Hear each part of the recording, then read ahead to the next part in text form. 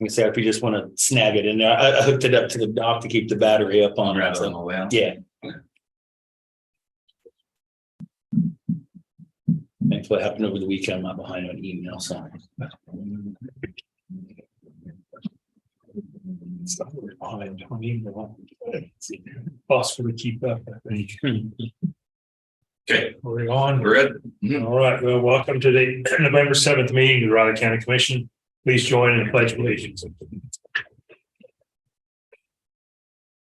Pledge allegiance to the flag of the United States of America and to the republic for which it stands, one nation, under God, indivisible, with liberty and justice for all.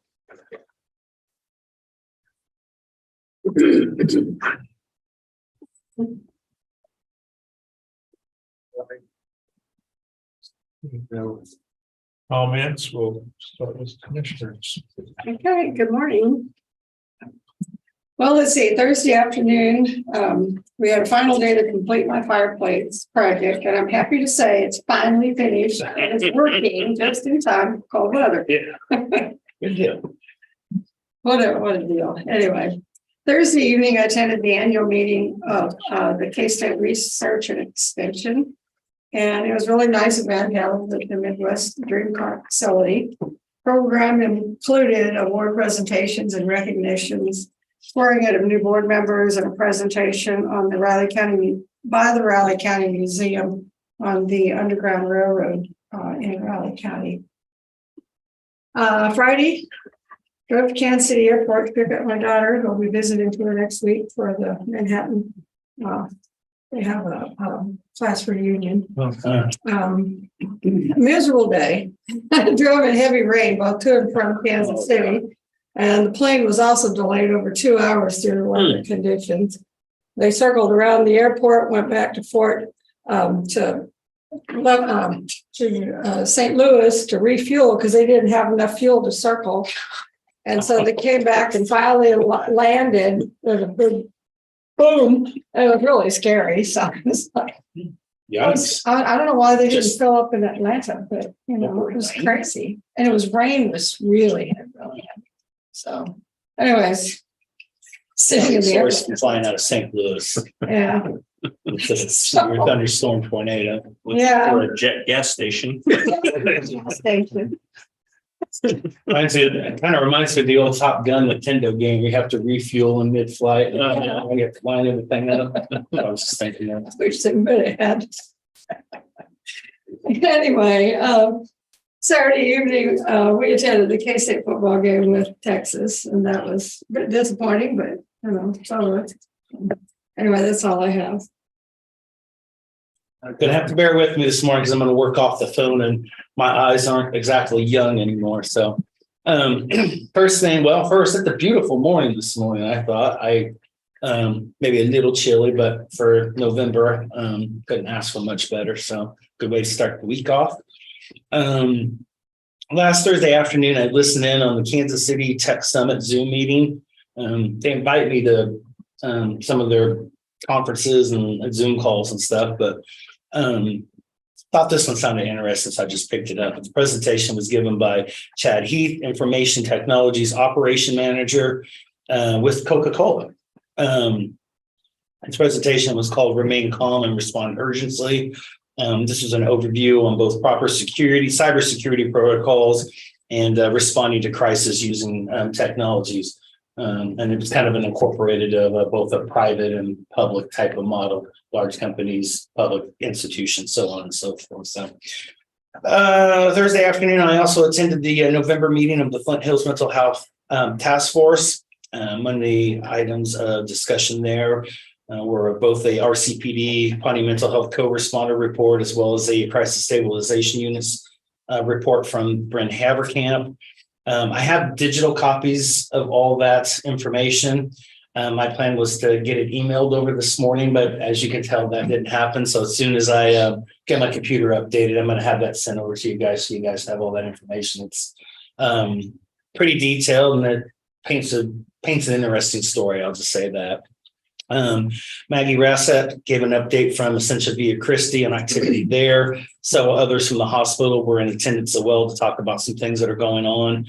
Let's see, Robin Cole also discussed some some information on the new and open sober living house. I think she mentioned that when she gave us her monthly report as well. And most of the rest of the dialogue just centered around challenges mental health professionals are facing locally. And as we all know, there are many. So we'll meet again at the beginning of the year there. I too Thursday night attended the annual extension annual meeting and banquet at the Midwest Car Museum. Good dinner from the farmhouse in Riley, as always. Had an informative presentation, the Underground Railroad in Riley County by Alana Parker, and Rich sworn in some new members of their executive board. Friday morning, I joined Janet Nichols, military relations liaison from the chamber, Dan Watkins from the VFW, and Keith Coleman from the American Legion on the last segment of K-Man's In Focus program to discuss the Operation Green Lights initiative. Our plans here for it during this week, Veterans Day week. So also Friday night, Manhattan High beat Wichita East 48-20 to win the regional and move on to the second round of the Class 6A playoffs, running their record to 10-0.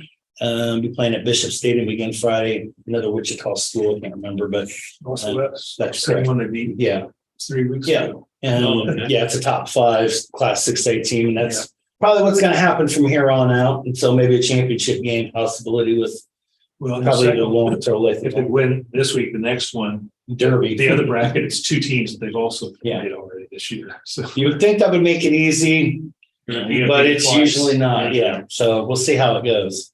And I do believe the championship game this year is in Lawrence, isn't it? The weekend of the K-State KU game. Oh, That's what I was assuming on that. But anyway, I'll look on that. Saturday, after not being able to get tickets to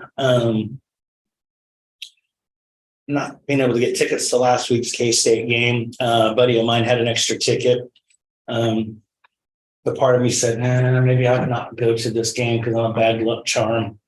But I decided to go ahead and do anyway. It was a pretty nice afternoon, very, very windy.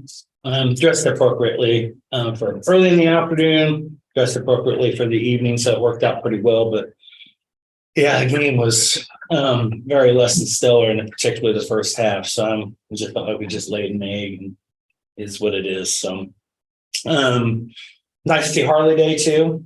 We were down low enough where you could just smell that exhaust. And it was, a little nostalgic. Didn't seem like there was as many this year as maybe some other years, but a lot of people driving actually do and could wave at and say hey. And so worked out nice. I guess that was one other benefit there of Saturday's game.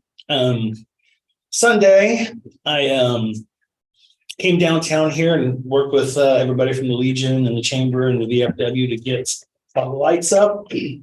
We're going from 6th Street down here all the way to the mall. A couple going this way. We got a couple going south this way, and they're all the way down here. So they're right in front here too.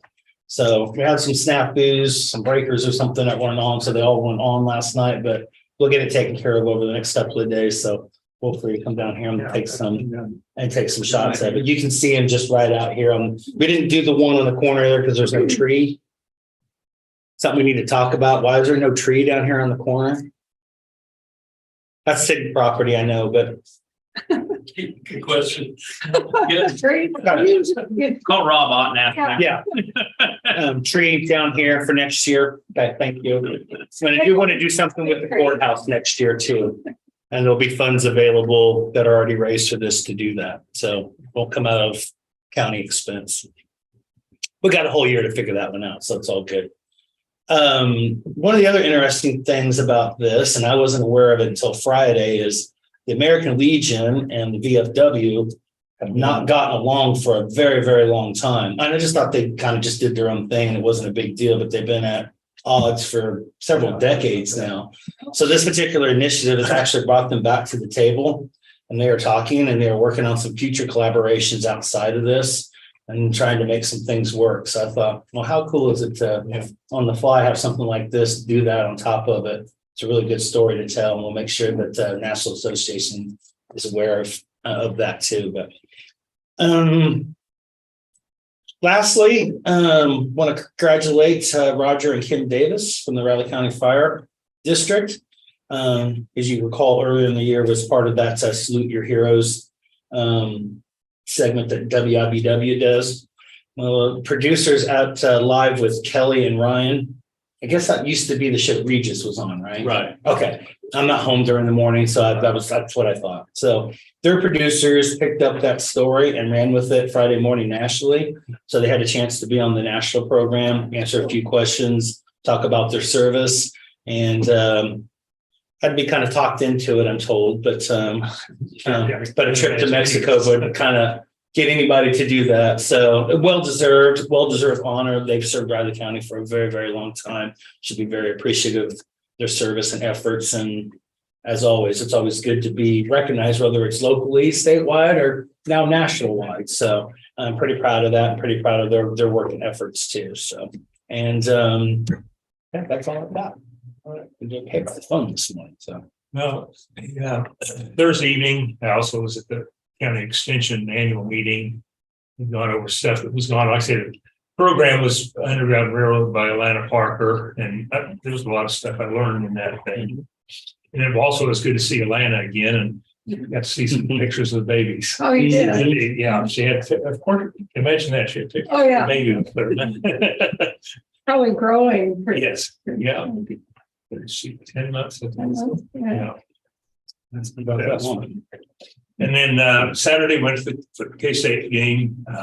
When the outcome, what it was, second half was a good game. We played like we should. And on that, one of my wife's best friends from high school who hadn't seen each other in almost 50 years connected on Facebook last year, and they came up. They live in Austin, but they're still K-Staters. Came up for the game and for the whole weekend, and spent most of the weekend with them. It was a nice visit. She really enjoyed reconnecting. So we're already talking about what game, maybe the basketball game. We'll be heading back to Austin. So, and that's all I've got. Ready for business, commissioners? Yeah. First item we have, need a motion to approve Tabor Valley Bridge replacement project, Blue Stem Electric.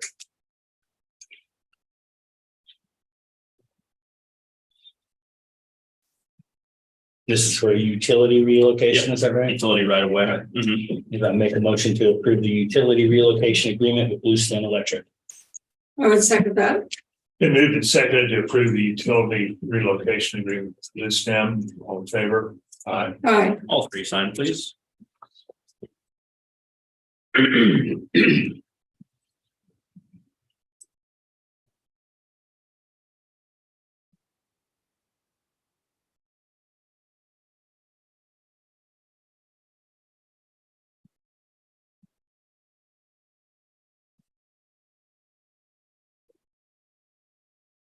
One copy. How was that? Yes. Yeah, I know.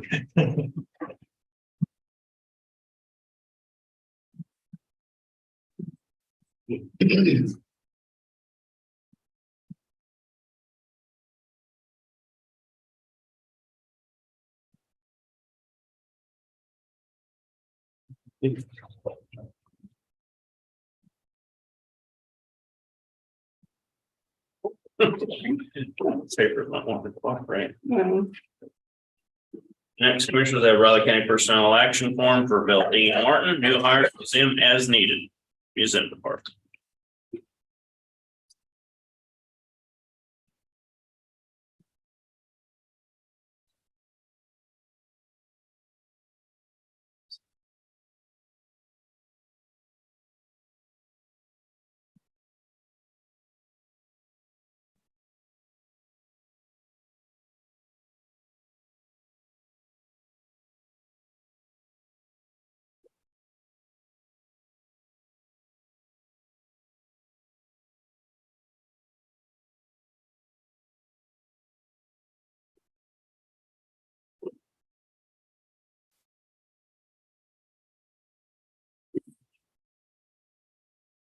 Commissioners, I get a motion for the Riley County Personnel Action Form Emergency Manager 1 plan.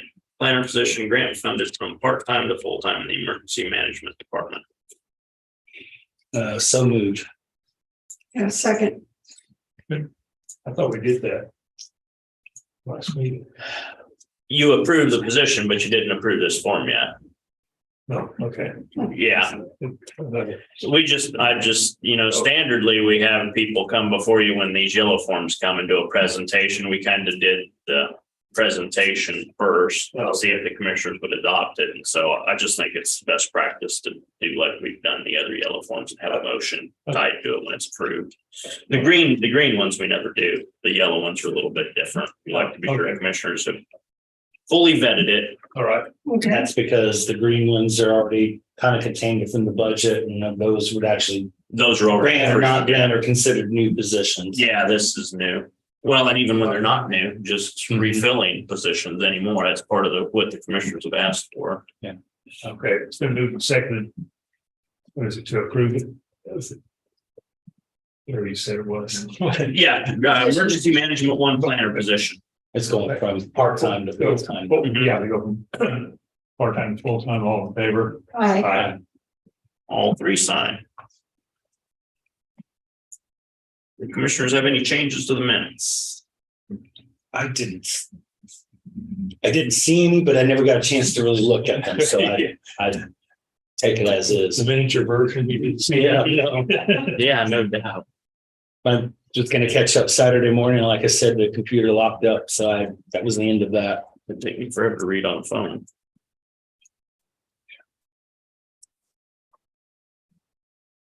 If not, is there a motion on the minutes? I'll go ahead and make a motion to approve the minutes as written from the November 3rd meeting of the Riley County Commission. I was second that. And moved and seconded to approve the minutes of the November 3rd meeting, all in favor? Aye. Tentative agendas look okay, commissioners? Yeah. Any items for next week's press conference? Next. Okay. Next, commissioners, you have Clancy Coleman at 9:00. Thanks, Michelle. Thanks.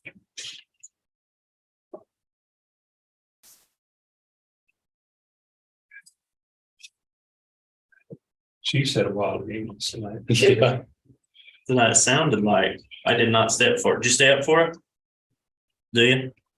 Yeah, I can't stay up that late. I had fantasy league implications, so I did. I've got Mahomes and Hardman on my. They both may have won me this week, I hope. Son-in-law that's living with me, he attempted to keep watching it downstairs, he said, but Mahomes threw a pick like 3 minutes into the third quarter, and he said, I got mad and went to bed. I said, my TV still works, right? He goes, yeah. He gets into Chiefs. Yeah, it sounds like he does the same thing I do for K-State. Well, I was yelling and screaming on Saturday. He gets into the Chiefs. That's Jan's friend. They've gone to some of the K-State games down there and watched them on TV. And he said, she changes us this.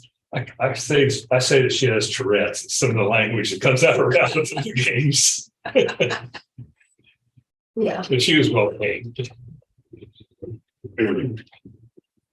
I was not happy about the defensive performance that was The people that sit around me are very vocal. The guy in front of me thinks he's a coach, you know. Had one little kid sitting right behind her that was a Texas fan. Oh, dear. They were sprinkling in. Yeah. No more bashful about it. Nobody else sitting around was mean or anything, but I mean, they certainly weren't bashful about. Like I said, parents were fine with the little kid. You know, but I'm glad to see them go. And Yeah, me too. Glad to see him. Texas and Oklahoma go. I'll be Oh, glad. both of them, yeah. Go. He gone. I'm really happy with the teams we're getting. yeah, It's not going to make the Big 12 any easier. No, it's not.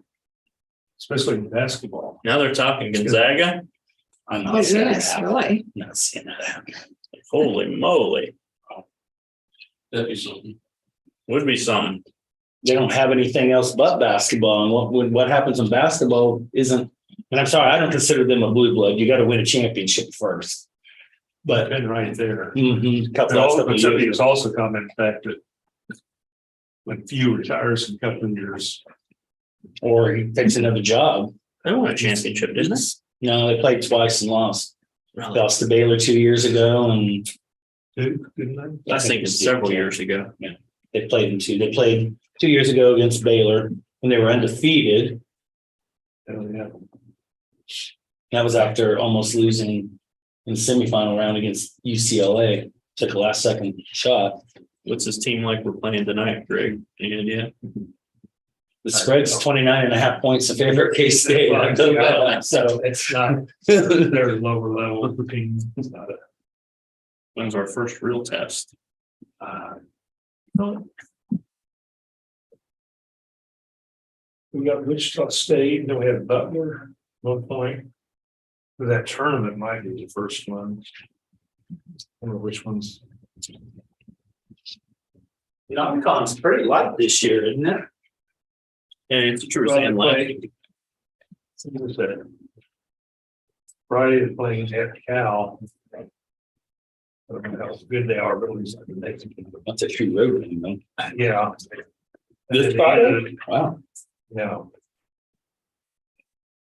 I think of that. The week of Thanksgiving is at Cayman Island. I think there's some teams there. good. Then play Butler and Wichita State. And we played Nebraska and Kansas Nebraska City. and Kansas City. I'm actually thinking about maybe going to that. When is that? It's usually the first weekend in December, I December. would say. 17th, Oh, it's even later. Okay. Even better. Saturday. Saturday before Christmas. Mhm.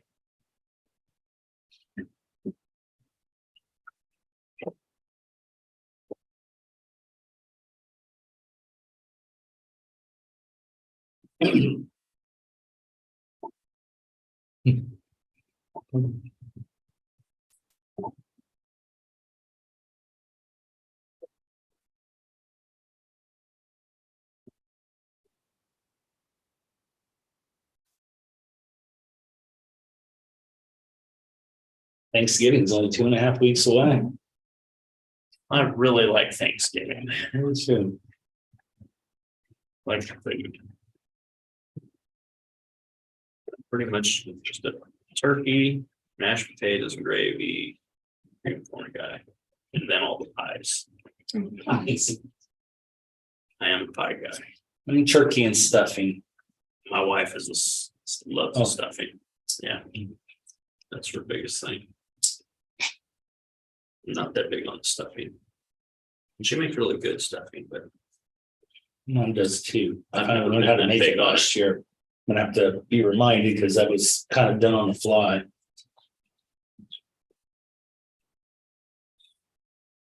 I like the food on Thanksgiving. And the thing is, there's always. Key is consistency, sage, and what's the other one? Oregano. Rosemary's good. Yes, I think we put that in there too. garlic. All sorts of stuff. To mix up some celery and some breadcrumbs.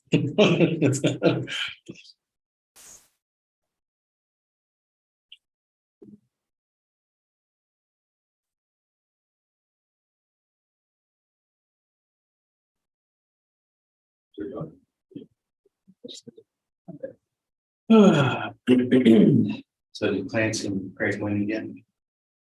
Yeah, technically he did. They picked Texas. I didn't want to win. That's the reason for the later executive session. Yeah. Apparently I'm getting an award. Yeah, right. You might look at it that way. You might not. Yes, let me take another drink of this. Is it?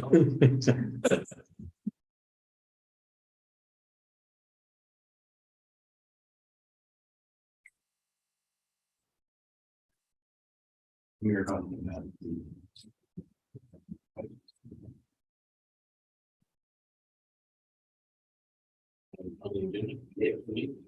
Andrew, both of you.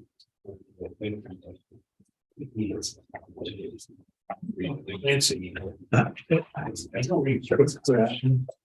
I'm here, so I can do a shot. We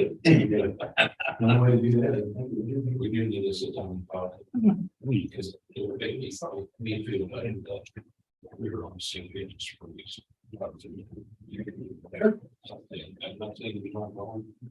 I don't know what's going on. I want to be sure I'm we're on the same page. They don't have any problems here. Right. One time, probably.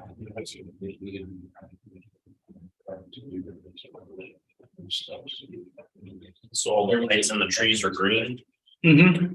I've got everything. Yeah, there's just kind of plastic. The lights came separately and then group came in late last week and put all those together, and then we put them in the deals and got some long zip ties and just zip tied into the boxes and got everything on. We have 58 or 59 of them total.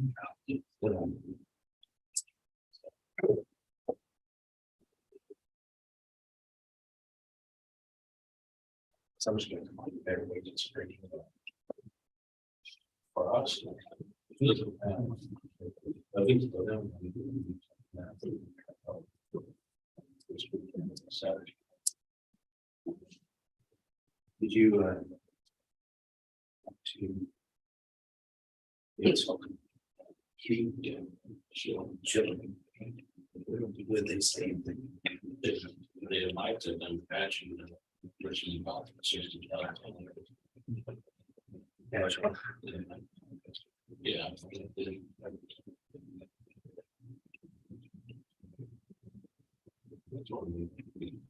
Weather's gonna change on Friday.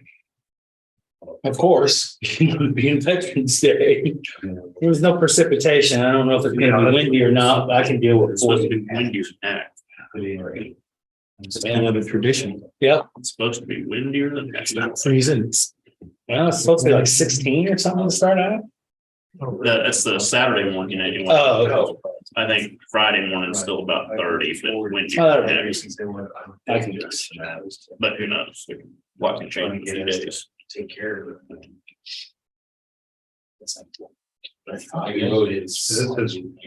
Friday night, 14. Tell you what, even 14 with no wind is a lot better than 30 with a big wind. Especially when it comes from the north this time of the year. Yeah.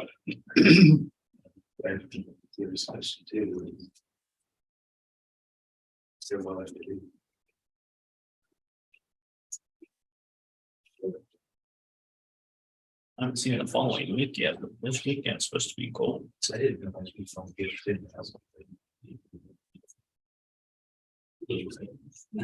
yeah, I read it straight out of the books. Oh, Yeah, that's kind of cool. It's everything I see.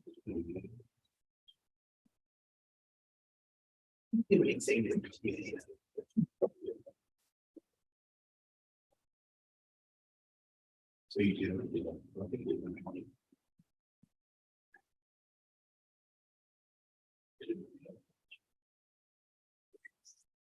She was asking about it Friday.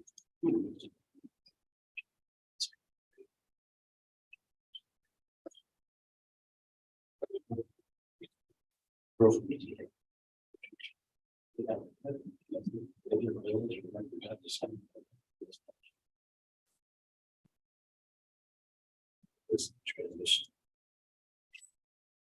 But yes, we could.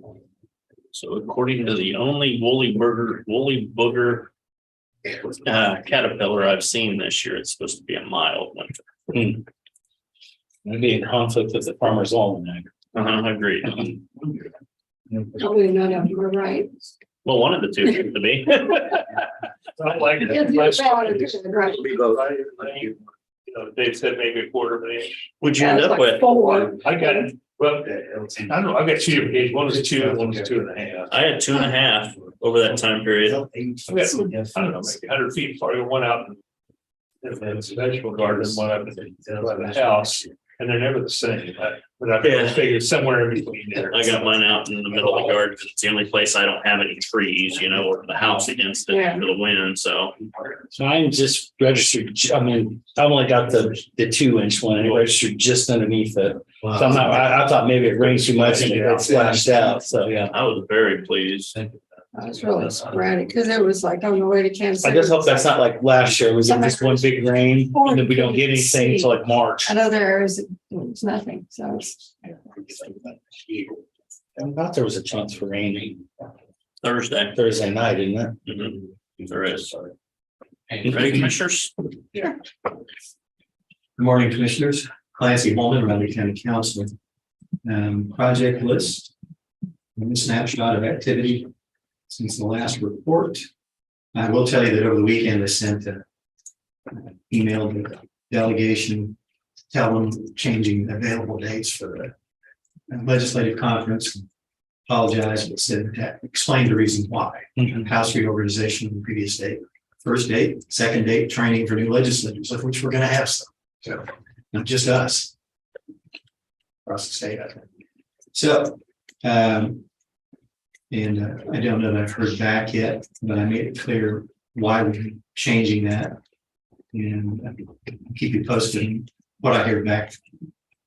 A lot of work over the past, as the snapshot indicates, on the various contract issues as it usually more common. So we'll continue to do that. And many of those documents, of course, that you see, their contracts of any size and require review of our office.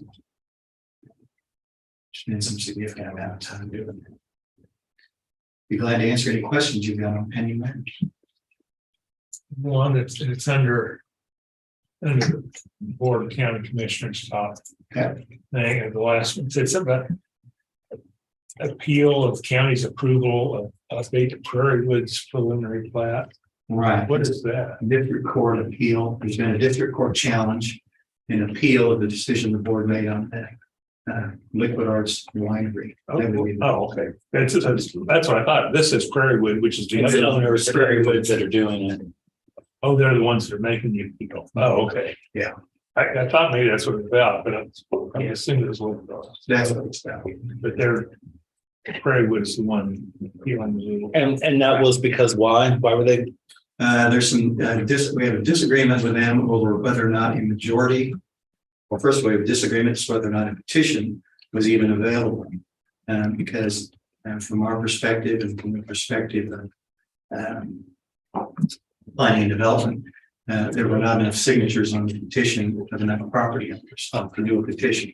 Secondly, even if it came close, but it wasn't the 20% that's necessary of property within a certain distance. Okay. Secondly, even if that were the case, one of our primary arguments is that there isn't a petition available because this was not a rezoning; it was an amendment of the preliminary and final development plans.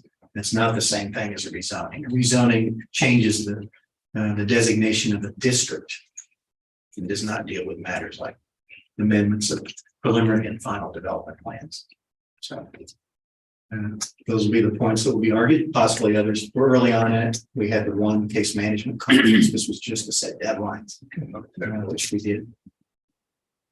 That's what, just the role to, the name on it, so that's what threw me. Sure. Mhm. Sure.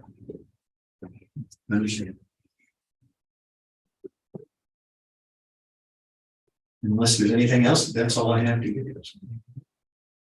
Next commissioner, you have John Ellerman at 9:20.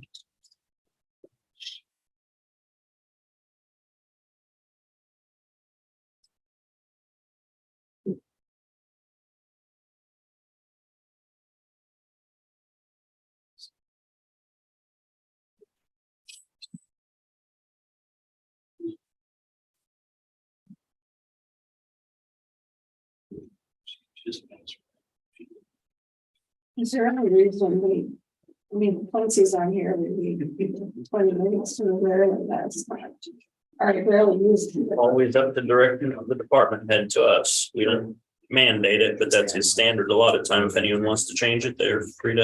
The problem with that is if you take that out, you're going to short your agenda a little bit because very often there will be something that requires something. And normally, if somebody else, if we're having trouble on a tight agenda getting something in, I will voluntarily give up time. Okay. So Many it's kind of a times- placeholder. That's what we Many do. times executive sessions get slipped in Executive there. Yeah. For Executive 15 session minutes. sit in there. Very often, If certainly. something comes up, for executive session, that'll come up before the agenda is printed. Yeah, you cannot tell Yeah, that. tell. I wish I could guarantee you that. Yeah, I was just wondering, because it's like every week, they have a big break. in time. No, not every week. We Well, filled quite a few. Executive sessions, it seems like. We filled quite a few. Last week it was. Certainly you could do that, but I think it might leave people scrambling for time on the agenda, actually. Okay. But at the same point, if commissioners, there's a consensus of two of you to give everyone 5 minutes, we can do that. I'll get some high We speed can get you out of reports. here as quick as you want. No, I'm just curious, One thing I did ask may come up either in an executive session discussion or not, but this year for the elected officials and give them their yearly update and future goals, I'm gonna have that, do that during their staff time too, in December. Do it at the same time.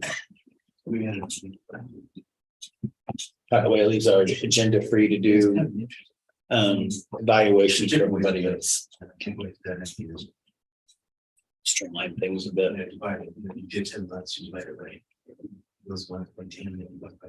Discussions and process like that probably are not going to be appropriate in executive sessions.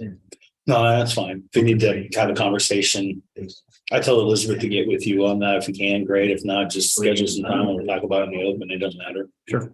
In fact, we're talking about it in the open already, so it really doesn't Sure. matter. Yes, you got my attention. I said, well, this is something that might be an executive session. Yeah, and with elect, yeah, No, no doubt.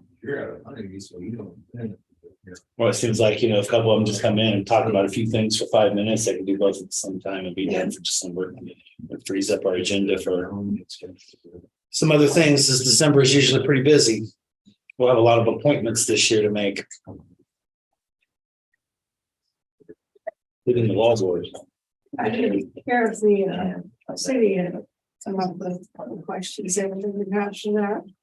I've heard nothing reported on working on it. They talked about it on Tuesday, but didn't come up with the final list. Well, some of the questions that I saw were really detailed. That's something you could expect from them.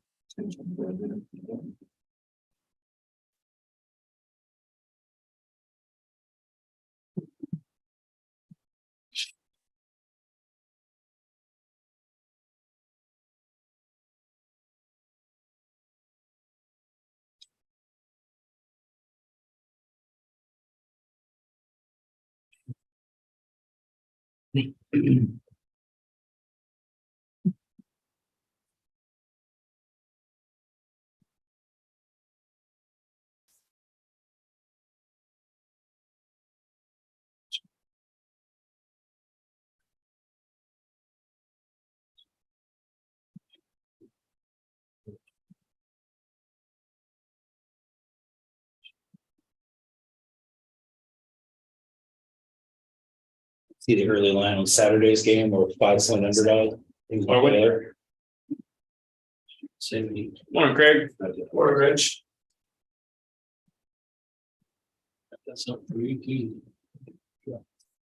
Everybody asking me why I'm so casual today, so. Craig, why are you so casual today? I'm an optimist and we sponsor a hoop holler and shoot basketball free throw clean contest, and I volunteered to work the one at Northview Elementary School this morning, so that's where I'm headed to work with 60 kids to shoot free throws. It'll be like fruit chickens.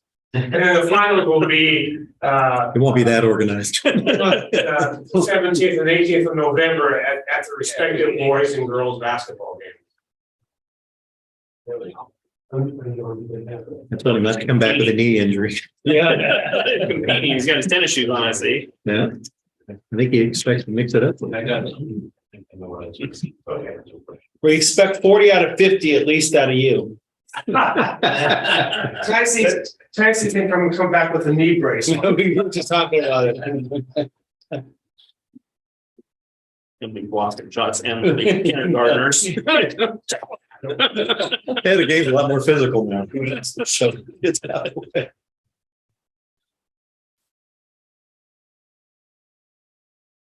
He's physical out there anymore. You're gonna start having more football pads. It's changed a long time ago.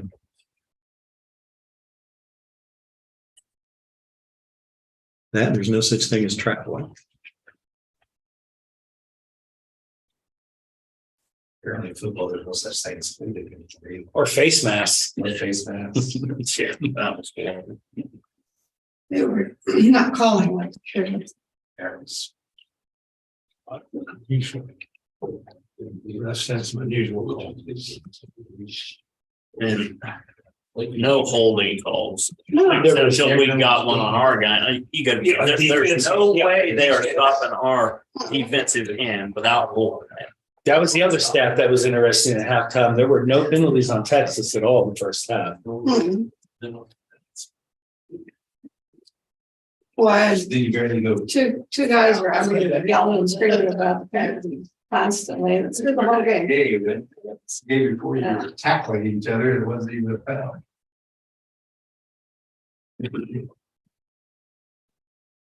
I'll let you hear about it. So. Well, I remember there's a lot of discussion. There's a big discussion about target. I mean, The guys took us. there needs to be two different levels of it. One, if the receiver lowered the standing, they were going, you know. The other guy hurt. Yeah. It needs to be a penalty, but not, it's not a horrible one, not an objection. Yeah, that's true. Which is, that's come up several times this year.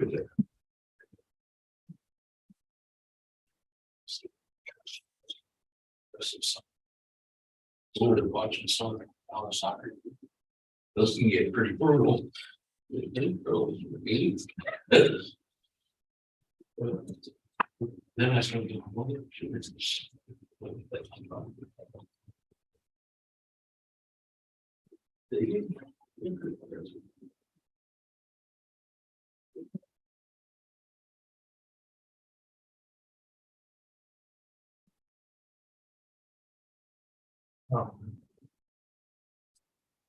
Baylor has a tough. You know, they're tied with us, but there's 3 games left at K-State, Texas, and TCU.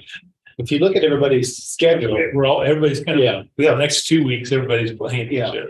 we have Lead 5 teams with 14. 6-3 record right now. Yeah. TCU all the way up to 4 in AP and Yeah, a coaches bowl. No, because there were several losses on that one. Yeah.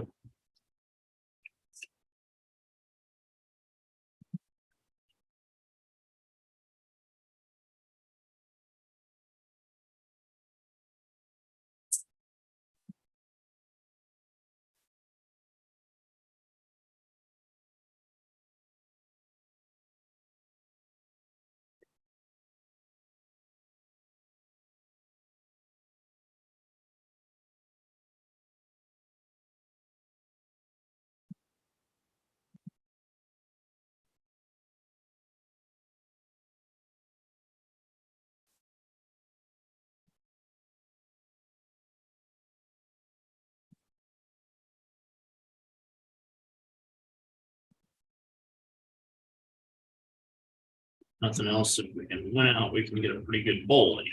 Yeah. And it'd probably be, what is it, the Cheez It Bowl, Alamo Bowl? Alamos, yeah. Yeah. That's what the guys from Texas, he already bought Alamos. That's.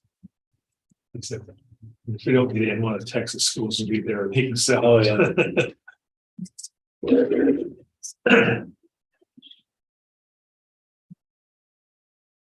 Well, technically, by virtue, Texas is in 2nd place right now.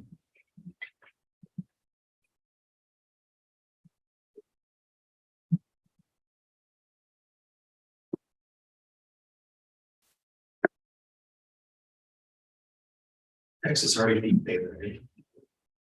I think so. So that would be above Baylor and us. Mhm. So right now, realistically, this game this weekend is for third place. No, Baylor hadn't played Texas. Yeah. Yeah. Baylor, there were 3 games for K-State, TCU and Texas. So they played the other 3 of the top 4 teams right now. While we don't control our destiny at this point in time, if we win out, we'd still be there. More than likely, Beware. in the championship game. I say Texas and Baylor play each other. So one of those that's Baylor would have to be Texas. But we'd have to be, that's what I'm saying, if we win all 3 of those. Yeah. Baylor has. Or if TCU beats Texas. 2 of those next 3 are in soft zone. West Virginia can always, We struggle with West Virginia and it's on the road. there, especially. Right. And I wouldn't just call the KU game No. but you know, That one's gonna be closer to people. I think I saw the cheapest ticket for that game that if you get one is 215 up the note. I believe it. That could be pretty chilly up there. November 26th.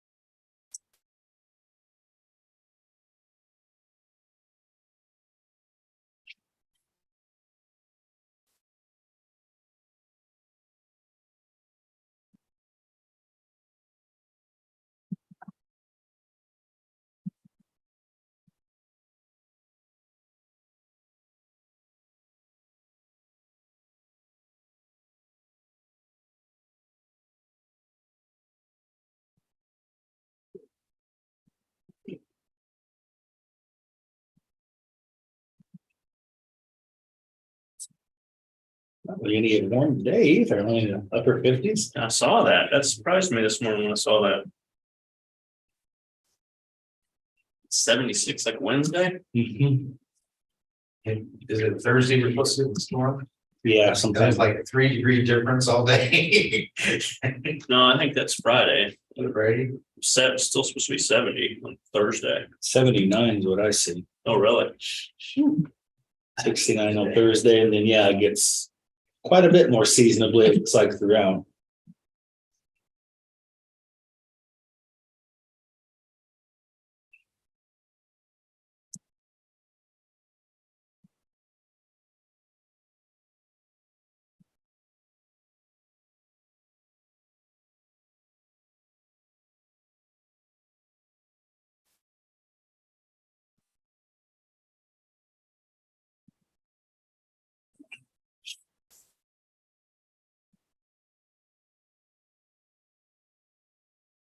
We have a chance for a storm at 6 in the morning. Yeah, they're saying it could be some light rain tomorrow.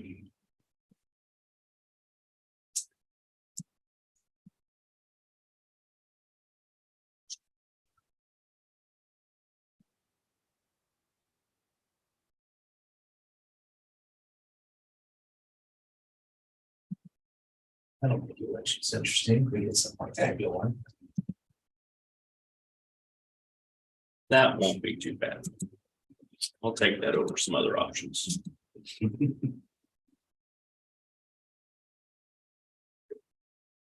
That rainy day last week, you'd have thought would have slowed down advanced voting. It was crazy that day with advanced voting. Somebody else at work said that they came in here and Thought advanced voting would be slow because of the weather. That was not the case.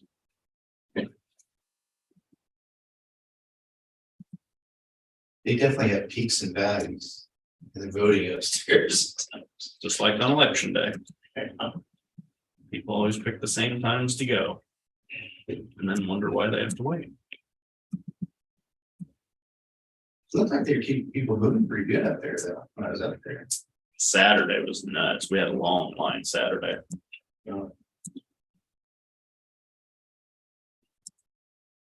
I thought several people at the football game had the I voted stickers on. Yeah, I tell you, they had 2 loops up there and then going down the stairs yet Saturday. Oh, Towards wow. the end. Yeah, it was long. Interesting. Yeah, they did 300 voters in 4 hours on Saturday. Huh.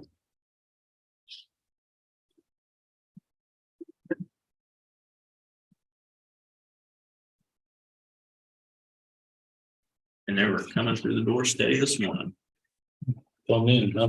till noon. Oh. High noon. Said the whistle sounded to walk in my head. Exactly. Or the beating the old Western. Hi, John. Ready? John Ellerman, Public Works. Good morning. Main thing I want to talk about today is we have the contract ready for shilling construction for High Plains Ranch Road. For you to sign, the bids were approved yet last week and the contract is ready to go today. Some of the information about funding has kind of changed. And we had some conversations with Rich and Mary Carson last week and Daryl about when, if we push that project off till spring, we would have temporary funding from bonds and stuff to all ready to go by March. If we wanted to try to do it now, we would have to borrow money from general fund, which is more than what our policy allows or has been in policy. So I made the agenda or the car before we had that discussion. So we were trying to maybe get some patching done this winter, but we could push them off till spring. I've got Alvin and his crew going up there to patch a big hole for them with some millings or some rock to hopefully satisfy them through the winter. It's a pretty big hole that's up in. We get them put that fixed up for them this winter, and then we'll get right on it in the spring. Like shilling and hold their price in spring. Yeah, do the homeowners know about this? I think Craig was supposed to call them last week or. Because they were pretty adamant about getting it done before winter and, I've been working on it for 2 or 3 years, so. At least 2. If we want to try to do that, I need to borrow some money from Jennifer. In our financial policies, we've never lent out more than 10,000 to any benefit district of any type, and it's just for startup cost. And there's an interest charge along with that. It's been the commission's philosophy in the past. Riley County is not going to be a financial institution, so we have to get financing lined up ahead of time. Not to put that burden on the general taxpayers overall when it's for the request of a special benefit district group of individuals. So I thought they had that pretty much lined up this summer as far as the finances, So did the not, bonding and that kind of thing. did not. The problem is Greg believed and was being told that they were all going to pay cash for it. Of course, as those scenarios go along, more and more people start backing out from wanting to pay it totally up front. And it's still a moving target. So now that's the problem. We thought it was going to be, and that was the financing. They were going to finance it by paying the lump sum in total. Many have decided they don't want to do that now. So they changed course. We didn't change course. That doesn't mean that they still don't want it this winter, but if that's the course they want to take, they need to let us know that up front so we can prepare to go out to temporary financing. We can't get temporary financing in a week. You're already to the point where you won't be able to do this project because of Mother Nature. Yeah. And Mary Carson also pointed out we have some other projects to where they may get a better rate if we go a temporary financing with some other projects next spring. The University Park, potentially Keats, the larger a temporary financing issuance is, the better the rate. No guarantee that'll happen, but hopefully. Lakeside Heights. Lakeside Heights, that's what I was thinking of. Well, we don't have temporary financing for Lakeside Heights now. No, but that project's not until next year. Yeah, not so much. We do have Oh, that's- SBA funding grants available. We're working on the subsequent loan or the application for the additional funding. That comes to you, I think, Thursday. I believe I have that. They're not planning on starting till spring there out there. Oh, okay. Got something about to start. Okay.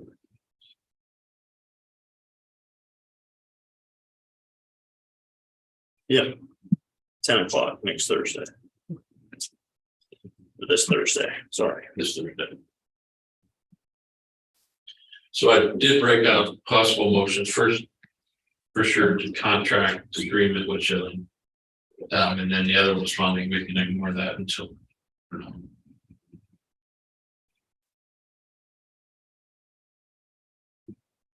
So if Craig called him last week, you don't know what the I have not heard. response was.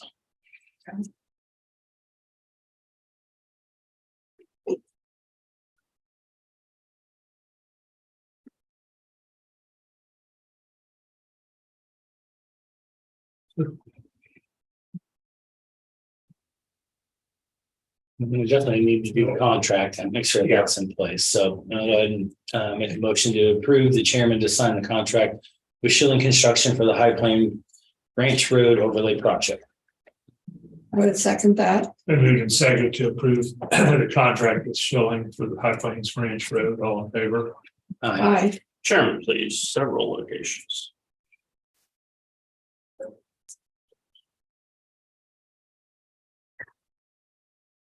Yeah. Thank you. I'm sure that we will hear from them. I don't know how much you're gonna hear about it. If they're gonna fund it up front to get it done early, and if they're not willing to do that now, you can't have it both ways. Well, all along it's been going. A lot of it on my part No, there's been no intentional delay. for years. Yeah. No. Any of these projects that have been delayed have been because of various either aspects of the project itself or obtaining financing, getting USDA involved or not involved. This road's been an issue for decades, and that group has drugged their heels on wanting to make it a benefit district, but they wanted it up to county standards and county to take care of it. And so, yeah, this has been in the works for decades, but they never wanted to do that.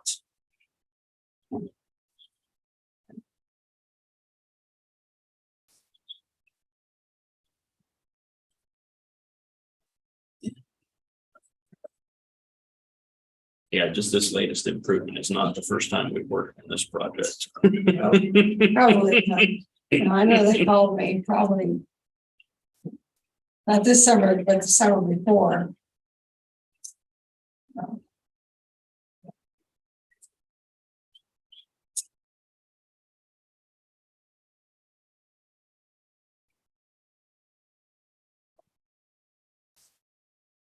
Yeah, Craig really thought that they were going to pay for the cost in totality. Mhm. Working on it this time, and then as we got closer, more and more, we're saying, oh, no. So that puts us in a bind when we Yeah. do that. I guess so. Well, it's good to know all that. 8%, 50%.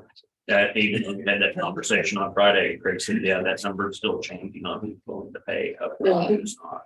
It's a moving target, was his words. So some still might pay in the back, pay up, but we'll have to get bonds. Well, they will now. Yeah, anytime we go to a special assessment, people have 30 days from the assessment date to pay in full. Yeah. They don't want to have a special assessment on the property. That's what every benefit district project that we do. Same thing when we do Lakeside. People have 30 days to pay it in full or get a special assessment on their tax roll each year.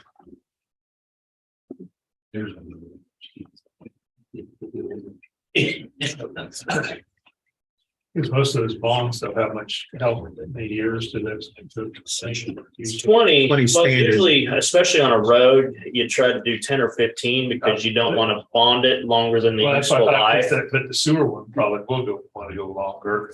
Especially if they're USDA, it's either 40 or 45, It's 40. 40 that they're It has- You're required. talking about rolling them together, so that. Just the temporary financing. Oh, For the temporary note was what Mary was talking about, and then could also with the general obligation bond financing in the long run also. They just have different payment schedules. but they wouldn't, even if they're together, they don't have that same, because they have Right. a 40-year payout on a road. It's that, Yeah, no, yeah, you don't want to do that. okay, that's what I was. Yeah, no, talking just about putting them together. to just make for sense. water, sewer. Correct, yeah, yeah.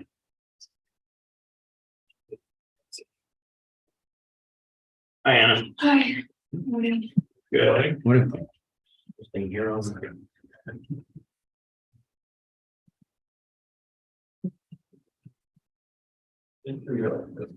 Okay.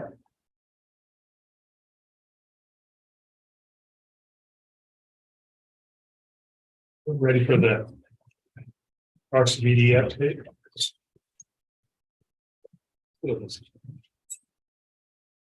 Hello, I'm standing in for Greg Steer. I'm Lieutenant Darrell Asher with Raleigh County Police Department.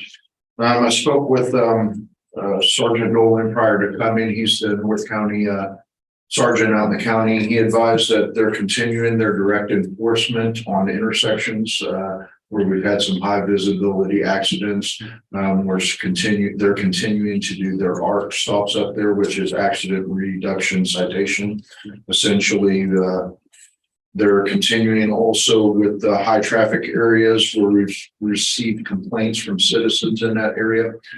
Sergeant Dolan attends regular meetings up in Leonardville on the first Tuesday and Riley on the second and fourth Tuesday, as well as in Randolph on the second Wednesday. He receives tips and complaints from them. We're also doing today, Officer Wolf is attending Randolph, where he has a public engagement. We're speaking with seniors from Blue Valley on scams, and that can range from emails, phone calls, and text messages. As well as I know we've also done that here locally in the city with some of the seniors. And then Randolph had a trunk or treat during the Halloween. There was no problems at it. It went real well. And then Ogden had their fall festival in October. And that's a report. Any questions? Okay, thank you. Thank you.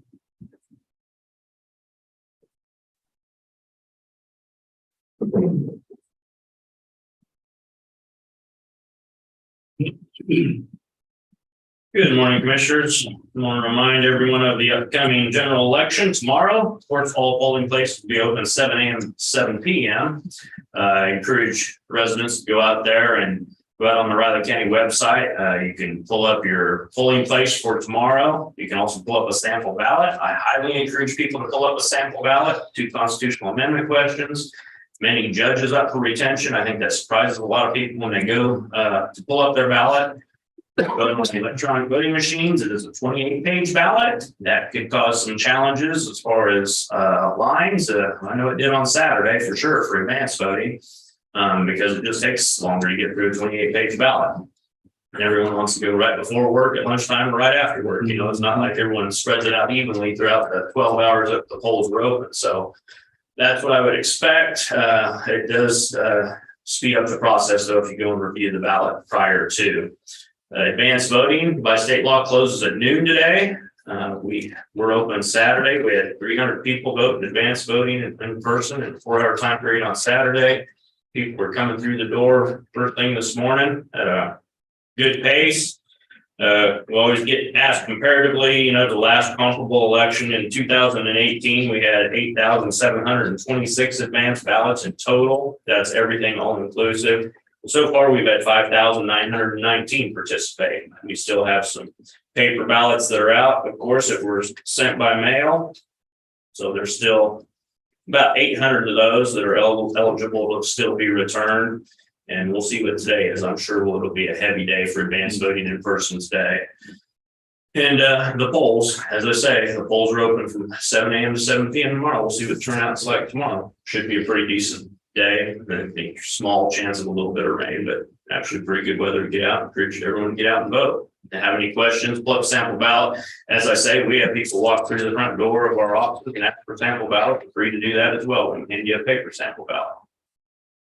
Any questions from the commissioners? Get out and vote. Yeah, and then of course, the canvas for this election is November 21st. So still a lot of work to do in between now and then. Thank you.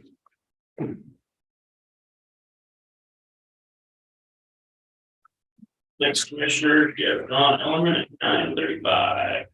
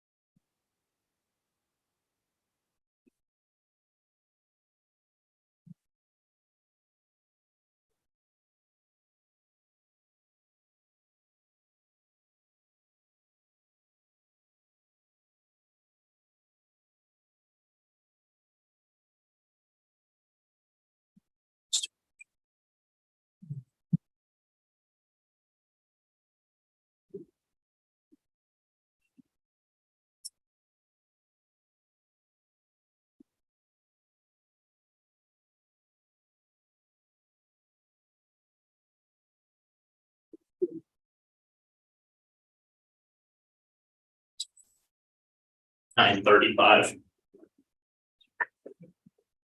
All right, Tom. Good morning again, John Ellerin, Public Works. A couple of weeks ago, I mentioned in a report, I guess, my monthly report about using salt, sand to mix with our salt. So today I was kind of presenting what my request, or at least just a notification, maybe that we were wanting to try to do that. I don't know how long, but Riley County has history of using straight salt on the roads to treat snow and ice in the wintertime. Cost of materials and salt over this last winter and this winter coming up is have increased. I think between the last 2 years, it's kind of fluctuated up and down about $4 or $5 a ton for salt. What I'm proposing is to mix maybe a 1-to-1 ratio of salt and sand, fine sand that typically if it's light enough, it'll blow off. But the idea of putting sand in there is to spread out the cost of salt and to have some traction on the road with the ice and snow before the salt can start taking.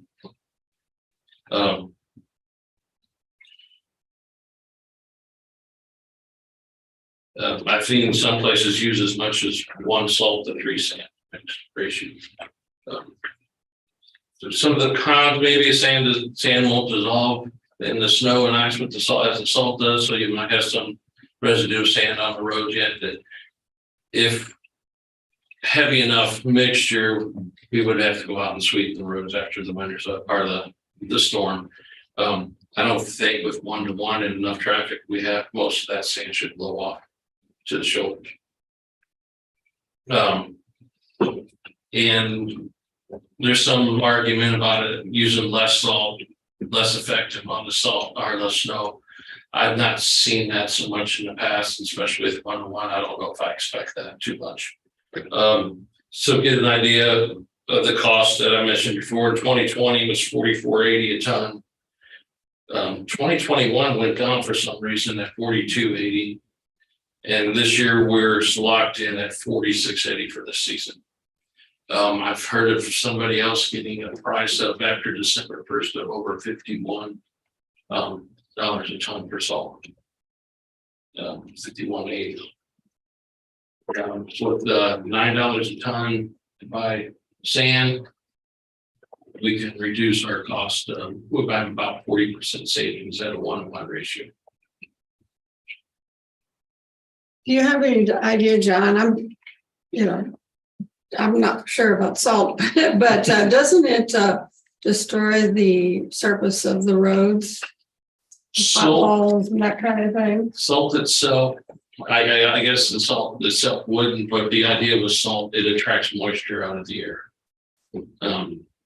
So what happens if the salt, as it dissolves, gets in their cracks in the roadway or on the roadway, and as it freezes, that helps destroy our roads more. So maybe less salt help that a little bit. I'm not going to guarantee or say that for sure, but it kind of makes some reasonable discussion or argument that less salt you put down, the less damage you might have on your roadways. When I got here, I noticed, it's noticeable that the damage that you see in a lot of the roadways around town are due from salt. In our wintertime efforts. So that's when you get a lot of that type of what we see of potholes and stuff, is because of the freezing thaw. Yeah. Yeah. I was just wondering about the cost of that compared to what our savings would be. So Yeah, there's no way to tell. no, I don't know. I've seen the same kinds of damage before with the mixtures of salt. It's just the salt attracts moisture, and as the moisture gets in the cracks and underneath your asphalt, that's when the expansion, when it freezes, happens and causes those problems. What does the city, do you know if they mix it with sand or The city here does not. does not? Because there's a lot of damage on the city roads. More traffic, and salt doesn't work lower than 20 degrees. Typically, that's what they say. If it doesn't work less than 20 degrees air temperature. However, you get some good sunshine on a good day and the snow starts to melt. This salt will activate with a little bit of the moisture. That's not.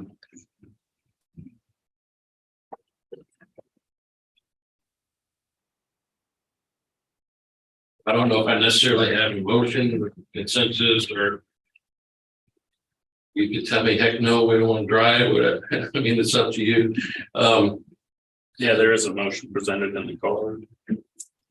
You're looking at a 1-to-1 recommendation on your I office. think that's somewhere place to start to try. And then, like I said, it'll cut our costs, our material costs for salt over the winter about 40%. You think you just try it this year and see if it makes. I think it's the worst case, yeah, we try it, you don't like it, we get bad comments or whatever you don't like, then we go back to doing what we've been doing, but it's a place to start. If we a little more, we can go. You get it, you mix it out there.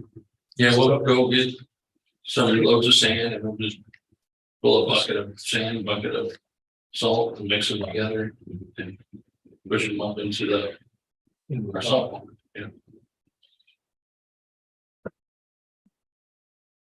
I don't have a problem with it. Yeah. Well, I'll go ahead then, I guess, make a motion to approve the recommended 1-to-1 salt sand mix to treat roads and evaluate effectiveness over this winter. I'll second that. Moved and seconded to use the 1-to-1 salt sand this year for treating roads. All in favor? Aye. Thank you. Excellent. Next, Commissioner, Ann Burson at 9:45.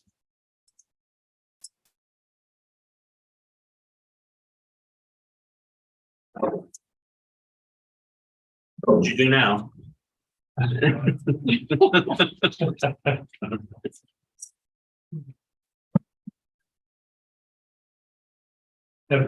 Speaking of those leadership classes started yet? Yeah, so the political narration is, it's gonna be the third or fourth session. We're gonna be outright. No, it should be good. Good. You've been, unfortunately, on this, the Rock Springs, the first session. We covered, and then we did popularly while dancing K-State service. Good. So long to redeem all. Oh, yeah. It's a neat program. It really is, and just seeing kind of the connection between counties and like what I see is really focused on. Like small business and how they're helping each other out, and kind of make connections. So it's good. Good.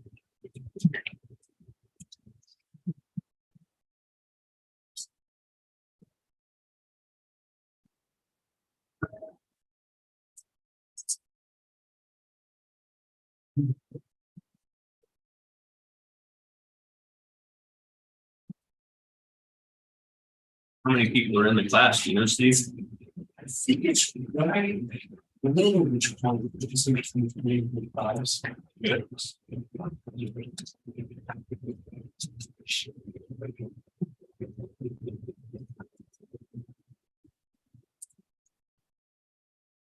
All right, man. Go ahead. Good morning, Commissioners. Deanna Burson, Riley County Appraiser.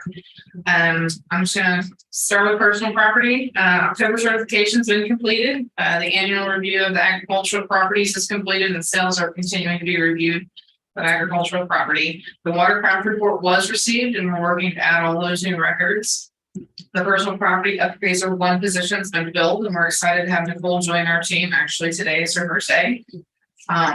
Staff is updating the 1620 minimums and updating our contact with the 2023 penalty calendar. Staff are preparing for the mailing of the personal property renditions at the end of December. On January 1st, 2023, new proration rules will take effect for all personal property except mobile homes. It's important property owners are aware that if they sell personal property, they must notify our office prior to December 20th and provide us with a bill of sale for the proration to be applied. Again, this does not go into effect until January 1, 2023. On residential, the annual review has been completed. Staff are working through building permits and they're continuing to review the sales. As of November 1st, we had 1,318 sales, of which 1,126 were residential properties. That's an increase of 115 residential properties since the last update. Total permits for 2022 so far are 319, which is an increase of 32 since my last update. The county median sales ratio, considering all sales, is currently still sitting at 88, and the median sale price is $215,750. Almost identical to last month. The last kind of 3 months, we've danced in that $215, $750. It's a strong probability that values for 2023 will go up. The overall trend so far is just over 13%. The economic life study of other improvements has been completed and the information is updated in our system. The study was commissioned by PDD and supplied to all 105 counties across the state. As we were finding the other improvements were being depreciated out too quickly. Several of our agricultural buildings will be going up in value for 2023 due to the updated economic lives. Residential land analysis and the cost multiplier study have been completed and submitted to PDD. We're in full swing with residential depreciation and hope to have this completed in the next few weeks. The residential appraiser 3 position has been posted and we hope to have that filled in the near future. On commercial, I've included 2 spreadsheets summarizing the commercial BOTA appeals docketed that are waiting to be scheduled. The first spreadsheet is a summary report, which includes the figures by business name and total appeal value. In addition, the second spreadsheet has a detailed summary by parcel ID number. There are no additional docketed BOTA cases since the last update, keeping the county's total open BOTA cases at 65. We are in the process of trying to settle the Courtyard Marriott BOTA case for 2021 and 2022. They did submit fee appraisal and we determined that this is our best course of action. These parcels are highlighted in red on the attached summary report. The economic life study on other improvements has also, again, it's completed and implemented for the commercial buildings. There are several other improvements that will be impacted by the update and commercial analysis is in full swing. In summary of other work, staff is in the process of completing self-evaluations. Supervisors have begun the process of employee evaluations. And in the past month, I attended KAC in Overland Park, and we just returned from the Orion Conference in Wichita last week, and just got a lot of valuable information on the system that we use. Lots of tips and tricks and things we were not aware of, so it was very valuable for the staff to attend. Are there any questions, comments, concerns Why are we gonna see another 13% on residential? on residential? It's just showing, that's just the trend in residential property. When we look at what the properties have sold, Last year, but It's actual sales. it's actually sales. So it's based. So, while the volume of sales may have slowed down, those sale prices, we're not seeing that. And so overall, so far, it's a 13% trend. And we've looked at it a couple times already this year, and 13%, just over 13% is where it's looking. Even with the interest rates where they are.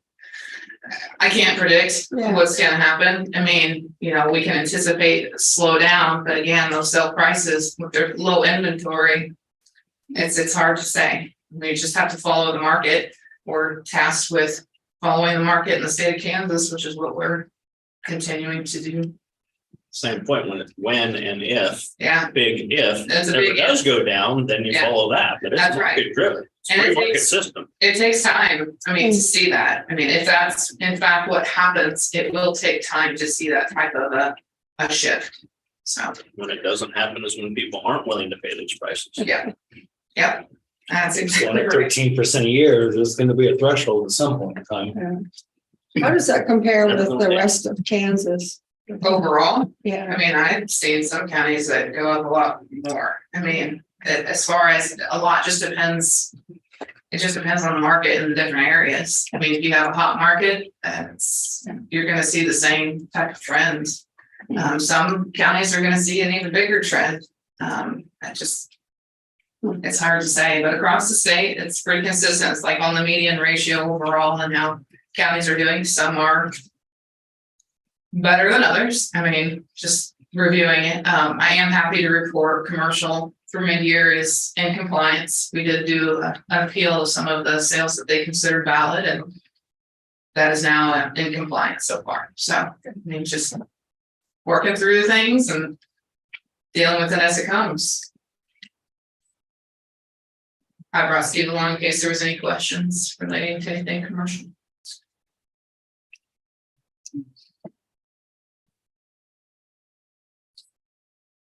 All right, well, thank you. Thanks, Steve. Appreciate it. Have a nice day. Guys, have a good week. Thank you. Next commissioner's 10 o'clock, we have Russell Stuckey.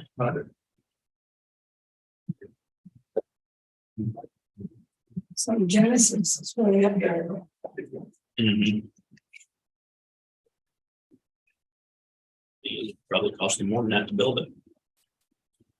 Of course.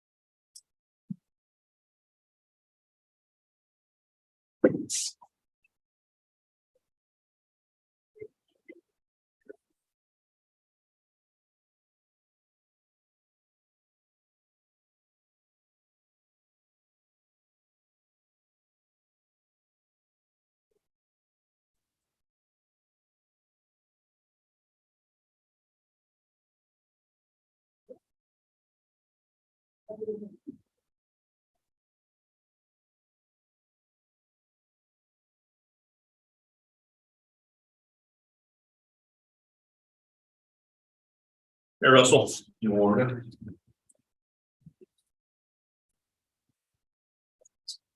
Sure. That's right. You offended me. Who's red?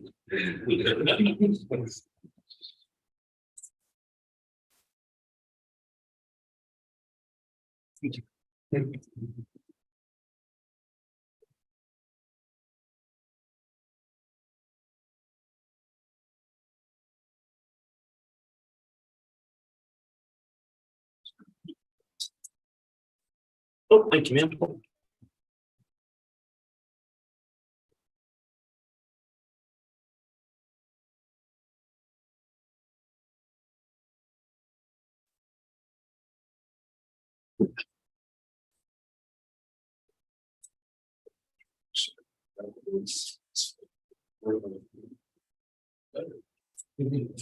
I'm just saying we do bad feeling. I'm saying for the cop or something. We have had it here.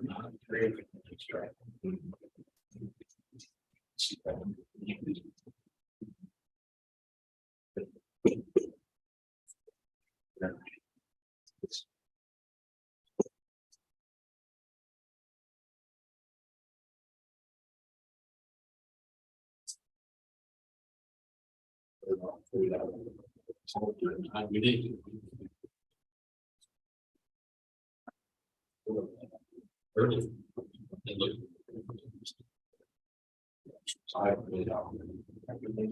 Yeah, I.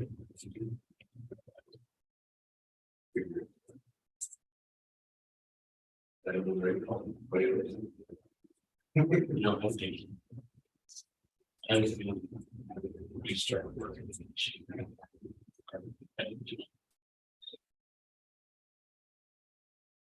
I would, I understand what he's doing.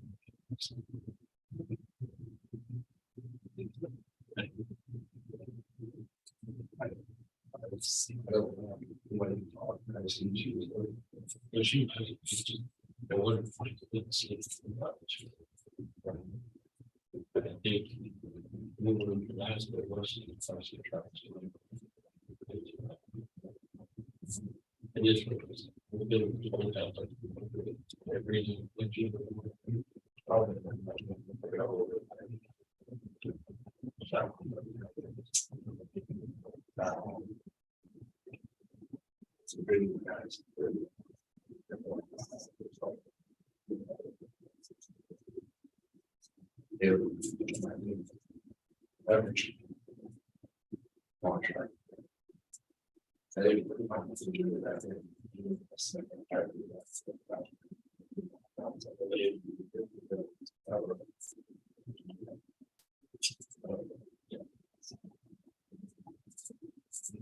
But it's not as far as what I've heard.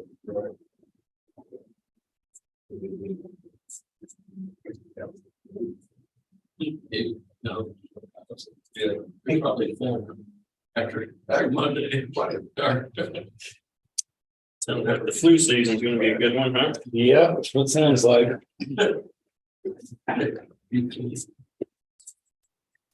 If you think about it, though, it makes sense. Absolutely. The same reason they're seeing the RSV, they say. Well, And that's part of my issue I have with all that stuff, you know? The body has to build some immunity. yeah, you lose it everywhere else. You're not subject to it sooner or later. I go through and get into.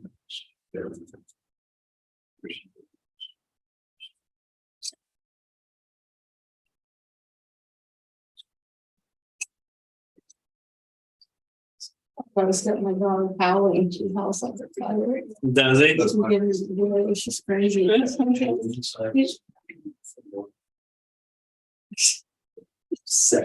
Video, I guess. Maybe crazy. Last week. Being behind. This one, she tried to run and do that. I've kept it up.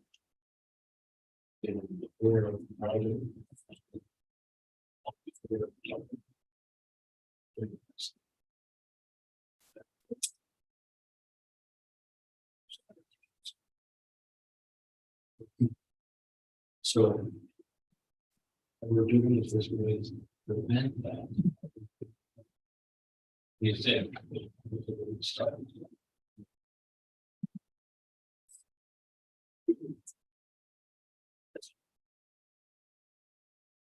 You know, what's having, John, of course, you think about it, a big impact on why prices are rising so much. Cost of material and labor. Yeah,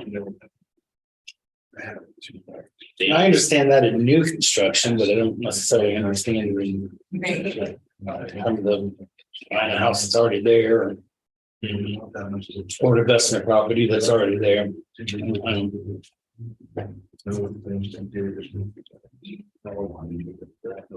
Costs are high.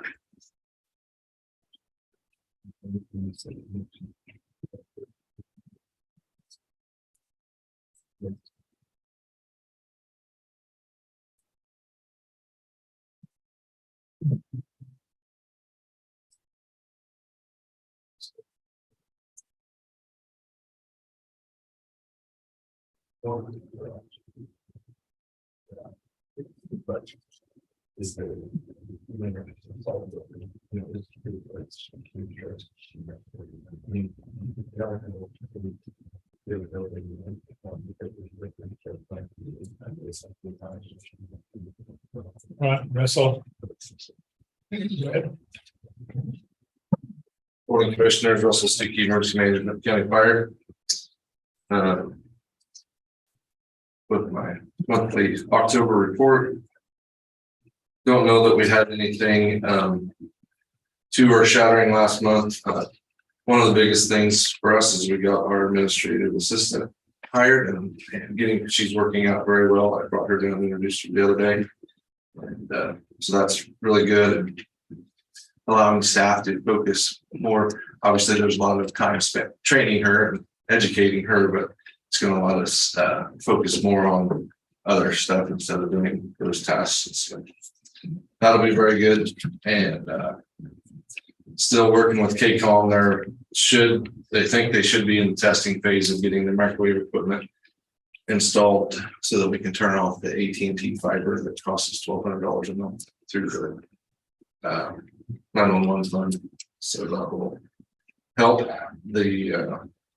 like everything. They've had some supply chain issues with a few little bits and pieces that they need to make the whole system work. So that would be good. We were able to help the law board out with taking some the candidates around, and so it ended up being all of either one of my volunteer or two of my volunteers, and one of my staff members gave them their tours. We were glad to help out with that. And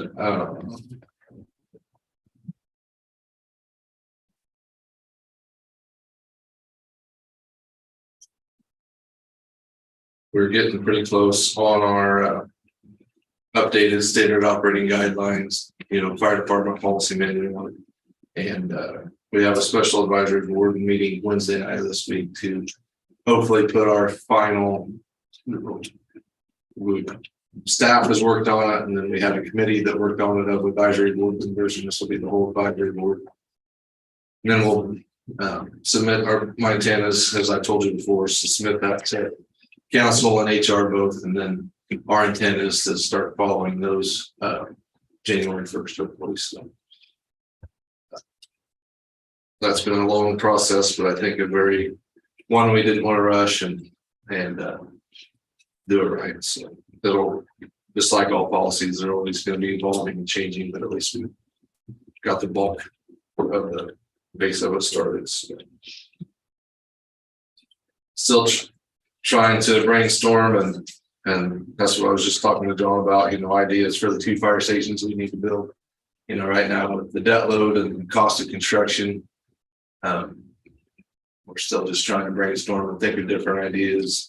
What other building materials could possibly be used instead of what Anderson Knight originally proposed, and it's still at the top of our list, but we're just trying to figure out what the best option is with the times that we are in. So we've even thought about, some of those temporary type structures for now to maybe do something and do something permanent later, but I don't know if that's a good option, but we're just weighing all those options. As far as fire trucks, you know, as I've talked to you before, we still have several of the older military trucks and we just experienced one's been down for a month now, out of service because of the radiator, sent the radiator off twice to the radiator shop, and by the time it comes back leaking, so it's obviously rotted out, and so that truck, we're gonna have to buy it. Luckily, we can find a new radiator for it at $2,000 for the radiator, but what do you do? I mean, we can't replace the truck right now, so. But as we've talked before, those trucks it's time to get them phased out, and we have the one truck that we bought earlier, the spring used truck that Doug's getting put together. We've got all the parts and pieces, I think, in for it. Now he's just assembling it, and that will replace one of those older military 5-ton trucks that's at the Conzo station. And then another truck, that the RCPD pickup that we got that we're turning into a grass truck. It will allow us to move the 5-ton that's in Randolph down to a station that's a little bit slower. So it won't get as many runs put on it per year. Make it last a little bit longer and put the better truck in Randolph. Which that in turn would be the one that lets us take the truck out of service, the extra truck that's in Randolph that serves as a first responder truck, because this new truck will let the medical people take it too. So we'll be able to reduce those trucks from 4 in Randolph down to 3, which every other station only had. The most we have at any other station is 3 trucks. A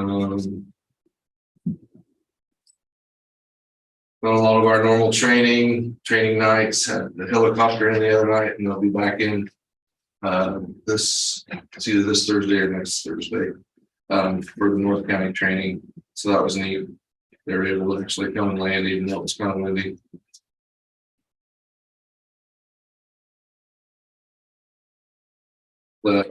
Our staffing scorecard, it looks a little bit different with the changeover from ADP to Paylocity. There's changing that stuff over, and so we haven't been quite as aggressive on the interviews this month with some of the volunteer candidates, getting all that paperwork aligned and everything. But I think I know Doug's doing some today of some candidates in Ogden, and so still holding steady around that 120 number. We have our run reports that I passed out to you, and nothing too out of the ordinary on any of those. I think that's the majority of what I had today, unless the commission have any questions for me. So you got new applications that, you know, I know I've been emphasizing trying to recruit. Is it getting new applications better, you think? In certain areas, we've been getting a lot more in the stations. The closer the proximity of the stations are to Manhattan, the more we get. The more farther out, the fewer we get. Just, you know, which, you know, we got 50,000 people here to draw from. Yeah. You know, 200 and 500 in other places, but we're still, you know, advertising and working with Vivian to, you know, be on social media. And, you know, this summer we did community events in Randolph and Leonardville. And then next year we're going to try and be sure and hit Ogden and Riley we'll target next year to figure. And then we'll all kind of doing every other year thing, target Leonardville and Randolph, you know, the next year and kind of go back and forth on making public appearances. And then of course we had a booth at National Night Out. I think there was something else with it too, but I'm drawing like what it is now. But so yeah, the closer the stations are to Manhattan, the more recruits we've got. Yeah. The farther out. So Thinking of homecoming, maybe. Good trucks and people here for that. Yeah. KSU homecoming. So I was just going to say congratulations on being recognized on national TV Friday. Yeah, I like I heard your comments earlier. Roger had to be encouraged, but I think he was glad he made the decision. I would be too. We need to. So they'll get to go see Mexico. Well deserved. Yep. Yep. Okay. Any other questions for me? All right, Thanks, Russell. thanks. Next commissioner, you have Julie Gibbs at 10:15. Yeah, Roger's a quiet guy. He was pretty talkative on the show, I thought, honestly, from my perspective. It depends on if he's passionate about something. At Mexico. Or something for his station. Gotcha. No. Obviously, where some of the others are, you know, he's not Right. as monstrous as some of those are, but, and I didn't see it, but it was, he did his job. Yeah, Roger and Kim do a really good job in their station. Yep, glad to have him. And I think he's I don't hold me to this, I think he's the senior guy on the department longevity list. Mhm. One of the ones with most years. If he's not the most, he's in the top 2 or 3. He said 38. Russell, Pardon? Dave Russell. Oh, I think he is. Yeah, Dave's the He's in most. his 40s. Yeah. Yeah. Yeah. But right up there. Yeah.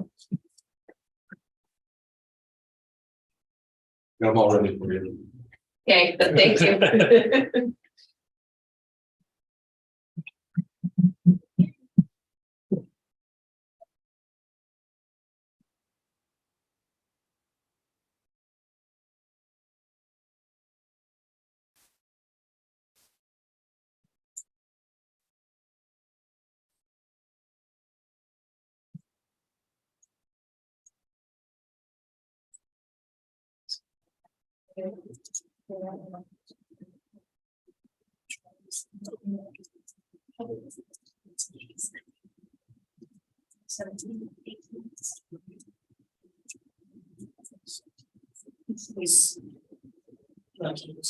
Yeah.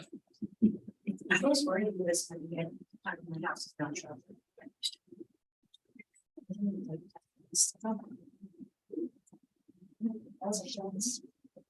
I thought it would be a lot of fun shows and old style.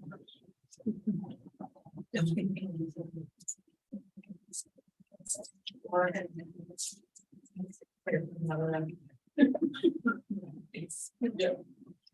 it's a childproof world. Wait, it's been a job.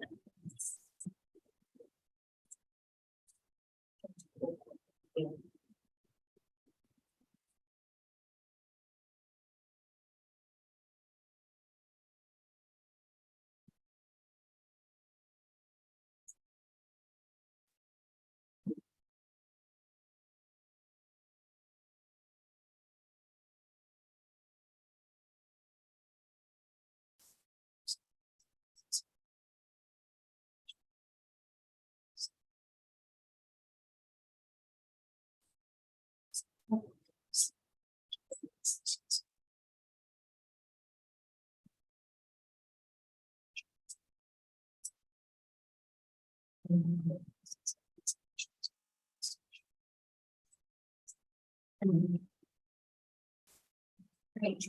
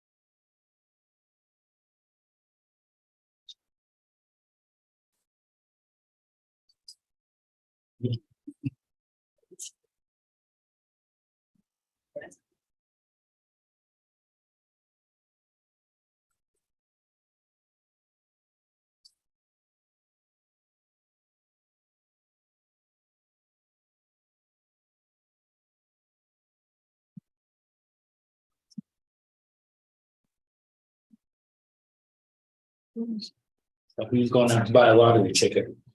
I was wondering, could the county buy a couple of lottery tickets? That sure help with. Well, just so you know, it may not be a good day for you if our office wins. Because everyone's in on it. No, actually, that kind of becomes your problem. You're not gonna do a lot of functions on your own. I'm in on it. Well, I think there's plenty of money to go around, you know, billions of dollars. How much, what's it? 1.9 billion. That's crazy. But yeah, Vivian usually goes around and collects in the office for anyone who wants to participate. I am more than willing to participate, let someone else be county clerk at that time, so who doesn't participate. So We we just, just close up there and go home, right? what has it level at one time? And it wasn't this big, but it got up to, you know, 7 million or something. 100 million. Everybody in the office, I think that it was for a Friday or Saturday. Well, everybody told the boss, because that's just, if these numbers come up, you might not see anybody Monday. Yeah. Yeah, it's geez, I heard the odds this morning, it was like 2.9, I forget, it's just. It's like Four crazy. times the amount of the actual people in the United States. Yeah, it's crazy that anyone plays, but we still do, you know. When it gets this big, it's the only time I ever do, because the office does, and they come around, I never Yeah, play that thing. right. Julie. Motion, Yeah, I'll make a motion that we recess as the Board of County Commission and reconvene as the Board of County Health. I second that. moved and seconded, recess as the Board of County Commissioners and convene as Board of Health, all in favor? Aye. Good morning. Good morning. I'm here for two reasons. First is a request for approval for out-of-state travel for our APRN, Advanced Practice Registered Nurse, Terry Teresa Stewart. I'm joined by our clinic supervisor, Dr. Clark. Be happy to answer any questions you have about this. This is for colposcopy training. This is a procedure of collecting the cervical biopsy. When a pap test comes back as abnormal, this is what we would recommend the individual doing, is coming in for colposcopy. As of right now, this training is invasive and it's only to be performed by our contract provider, which is Dr. Weber from the Women's Health Group. We've been contracting out for many years with the Women's Health Group, and Dr. Weber has been with us for the past 2 years. It is a rather lengthy procedure. She does a good job of getting them in and out, but she's only with us 1 day a month. And so it'd be helpful to have someone else on staff to be able to provide this procedure. So Terry's interested in doing it. She's talked multiple times with Dr. Clark and myself about this. And so we feel very confident sending her to this training in Tampa. It is next year, but we do have funding to cover the registration and the travel fees in this year's budget, in our family planning budget. There are lots of benefits to having this done. Obviously, a huge benefit is to the community, to the individuals that we serve by providing, by having one more provider to offer this procedure. There's a little bit more information here that Terry has provided. If you have any questions for either myself or Dr. Clark. On your travel request, you have it dated March of 22. Oh, sorry, that's my fault. We've changed it on here, so. Oh, did now- you change it on? Yeah. Okay, thank you. It's hard for me to think ahead. Yeah. Yeah, we might need a DeLorean and a flux capacitor Yeah. to that day, maybe. Or at least the flux capacitor, I guess you can attach it to any car, and that's, There you go.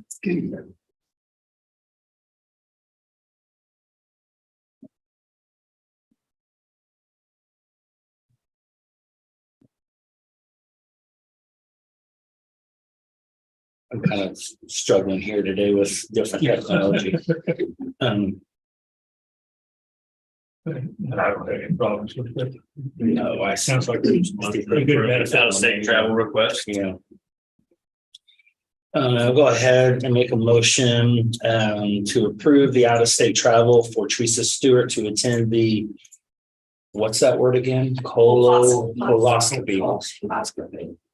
Yeah. So basically the same thing, except without the N. Sorry, it's wrong down there. It's Yeah. right in the background. Right. Oh, okay, Yes.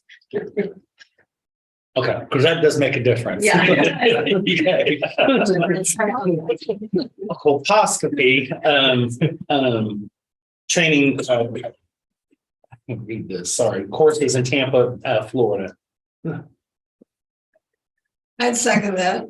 Been moved and seconded to approve the out-of-state travel request. All in favor? Aye. Chairman Zine, please.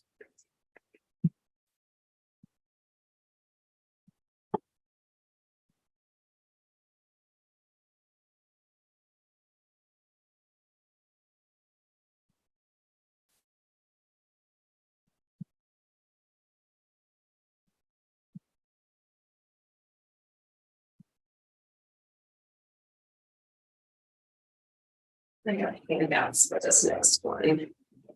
So these are the new proposed charges. These are the current charges. Or sorry, I think other way around. Yeah, those are the current.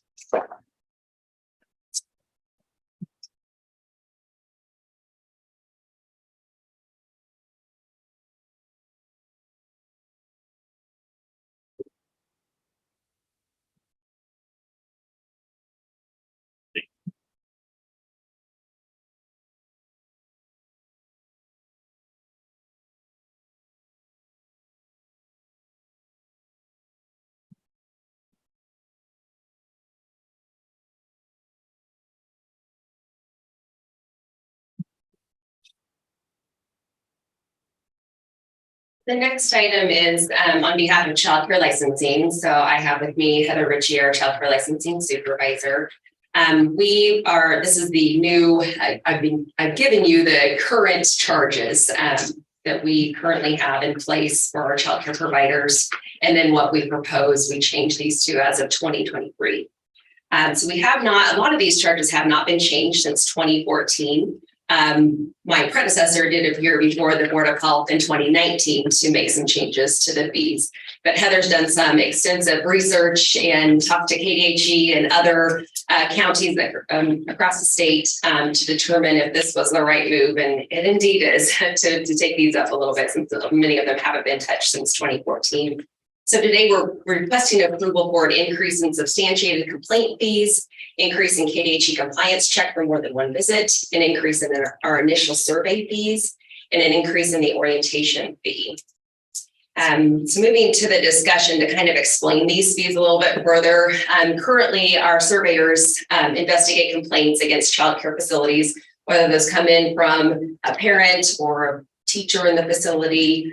We have to investigate those that are substantiated. So there's a fee that's imposed against a child care provider, both homes and centers. And so far in 2022, there have been 30 substantiated complaints. So these include a minimum of 2 facility visits, interviews with the parents and facility staff, consultations with KDHE, a lot of paperwork, and sometimes it can go into 5 to 6 hours of staff time per complaint, or even more in some instances. So we're proposing an increase in our fees for substantiated complaints from the current $75 for homes and centers to $100 for homes and $125 for centers. We're seeing that it takes significantly more time for our centers when we do investigate a complaint there. We'd also like to propose an increase in $25 per visit after the first visit. Really, it should be handled after the first visit. Our surveyors are really good about telling them basically what they need to do to fix this. So it should be fixed at that one visit. So the more times that we have to go out, the more time, of course, it takes for the surveyors to do that. So we're proposing an increase in $25 per visit each time that they go out. And this is comparable to what we've seen across the state and other counties. There's also an initial fee. It stayed the same since 2014. So we're proposing an increase that would be similar to other counties across the state, increasing that initial fee for centers by $70 and for school age programs by $20. The initial surveys for centers, preschool, and school age programs require a minimum of 2 visits, measuring square footage of usable classroom space for the license, creating the terms of license for KDHE in consultation with KDHE. So it does take quite a bit of time for initials. And then finally, the child care surveyors offer new provider orientation for all regulated counties on a monthly basis for home providers. Orientation for daycare centers is provided upon request. In addition to staff time to facilitate that orientation, there are costs for printing and materials for attendees. So we propose a $5 increase in fee for orientation that would bring it up to $15 from $10. If they do become licensed, this $15 fee can be applied toward their license application fee. So it's like a deposit that they would make. And those are all the proposed increases. Have any questions? We'd be happy to answer them. I don't have so much questions, but concerns. I think on the compliance and the complaint fees and stuff, that's one thing, but where we're struggling with childcare, particularly on the front end and trying to get these services, it's hard to think that, and I understand we've got our own costs and stuff. That's important in this equation, but increasing some of these fees, I feel like it's going to keep keeping people from, which I don't know, in my opinion, is going to make that a struggle for everybody, including the health. So the fees that most of the fees that we're looking at changing and are the ones for non-compliance. Right. So if someone can't stay in compliance, I honestly don't know if we want them as a provider. And I'm on that part of it, I'm fine with. There's several facilities lately that we have had to go out 5 times on a KDHE compliance check. And so I feel like sometimes money can make a difference. That's kind of what we were looking at. Sedgwick County does this. Shawnee County does the same thing. So I was kind of looking at the counties that we compare our numbers to and things like that. And that's where I came up with that. So in the homes, which are the ones we're struggling in getting, their only increase would be those compliance checks and the substantiated claims. The centers, the initial fees are only going up for centers and school age programs, not for homes. Okay. I guess my concern then becomes how many of those reach a threshold with those increases. I'm with you on the compliance. Right. I have no issues with that. But even on the school age programs and the centers, when does it get to a point where some of those fees kind of price them out too, which in the greater scheme of things, whether it's home or center, still doesn't really help us overall with the childcare issue locally and regionally. That's my only concern at this point in time, because I hear it all the time. And I understand it takes a certain amount of money to provide the services, provide the licensing and the personnel and everything. But I look at that and I see, $70 increase and I'm like, how many of those just say, we're done? I don't know.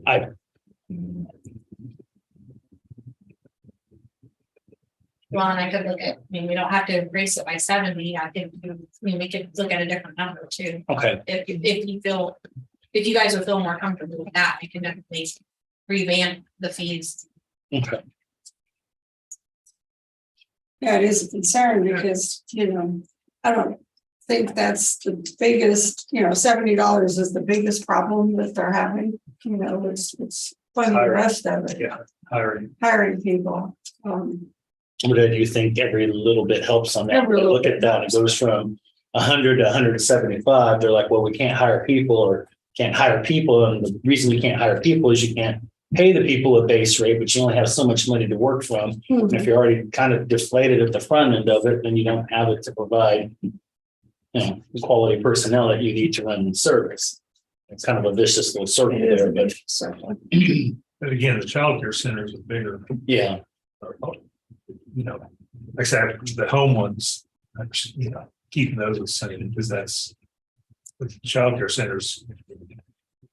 The cost for them to have a building and everything else, $70 is all that, So their startups, they're talking a lot of money. And I realize every bit counts too. I can see both ways.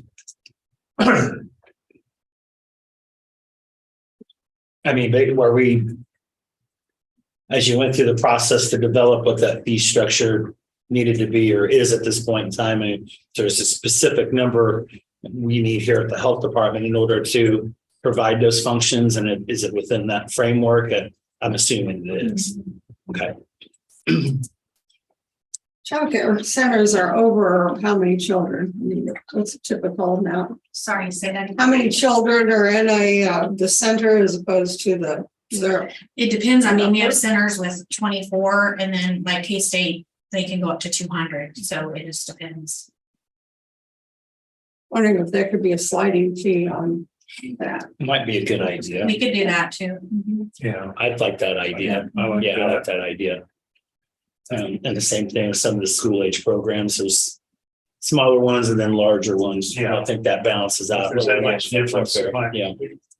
Go with the sliding. Yeah, because Again, it's a lot more work to do initial for a center that's 200 versus Right. 24. Mhm. Yeah. So I could definitely revamp some things and then we could come back and. Okay. That would be good. Okay, I'll do it. And I agree, the compliance checks. Yeah. You know, So you're okay with the compliance, the Mhm, yeah, complaints, I it's think- the initial stuff. Okay. need to get some incentives so that you're not going back. Yeah. Several times. They need to get it right the first time. Or hopefully not at all. Right. Just do it right to begin with, and we don't have to talk about these things. Yeah. Right. Okay. Okay, I will definitely do that. Okay. All right. Okay, Thank you, Heather. Thank you. So for the moment, do we need to make a motion to table this? Okay. I need to see. I can make a motion to table the increased fee structure for the childcare licensing fee. Second that. Moved and second on the table, the approval of the childcare licensing update fees. All in favor? Aye. Aye. Thank you. Thanks, everyone. Next commissioner, Evan Millen at 10:35.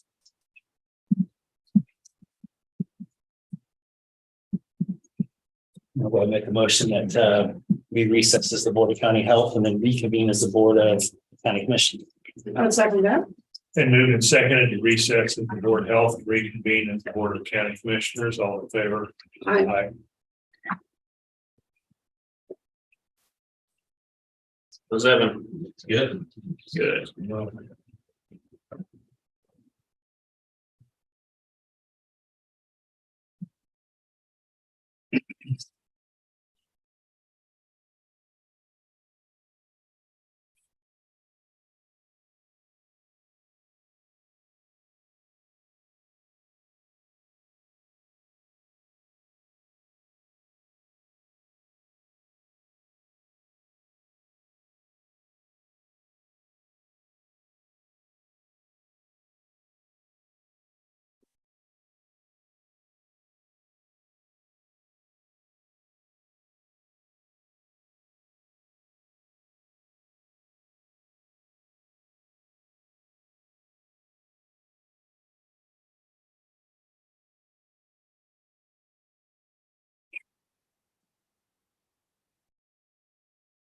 Well, the stock is short on digital ads even today.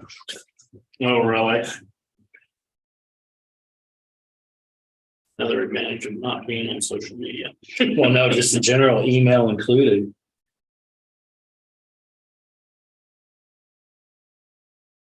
I got text over the weekend. Got one of those Really? and a phone call. I'm pretty sure that was that too, but I didn't answer it. Five something area code. Lady in the office that works in elections, this Friday night was watching her Hallmark movies, you know, as ladies do Christmas time. And a local ad pops up and she goes, "You're kidding me." All that money that all that money you're not seeing in the newspapers and the, drop card from the mailbox is shifting to digital means. Especially the news, they're all buying ads. Watch the local, try to watch the local news. As I said this morning, only one more day left of this. It hasn't been as bad as it has been in prior years, but boy,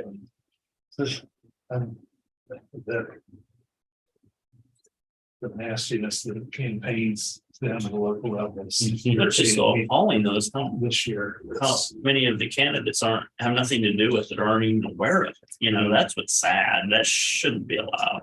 There's, I got. Well, just so many elections and stuff going on this year. There's nothing to do about it, but Yeah.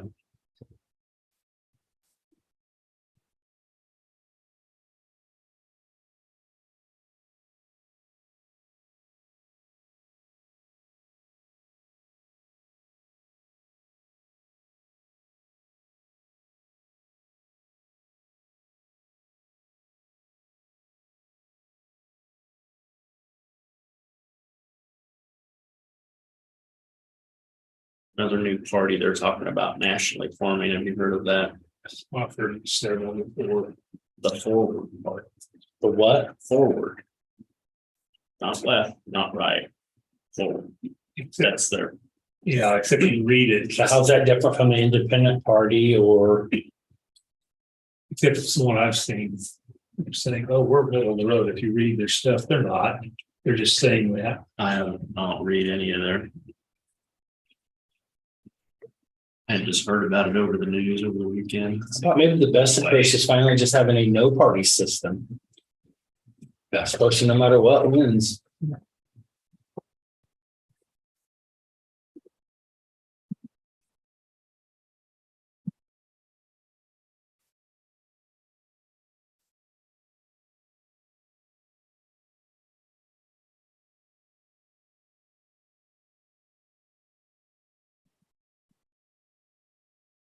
All right, Evan, save us some money. Morning, Commissioners. Evan McMillan, Public Works. Today I have another change order. This one's for the 2022 asphalt overlay program. So the final project cost came in less than what was initially estimated for the project. So this is just the change order to make the final payments showing and close out the project. I see, these are the kind of change orders I like. You notice Evan always brings us good news, but John. Never. Who do you root for in baseball again? That's not fair. No. Football, we're practicing. Yeah, I almost wore that high today too. Uh-huh. I'm gonna work on getting you some more ties.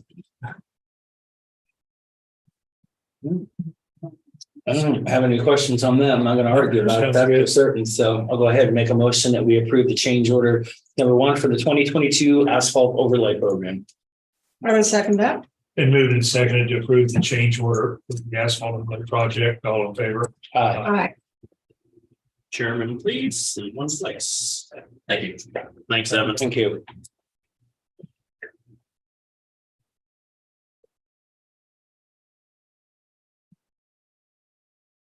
Have a good week, guys. See ya. Thank you.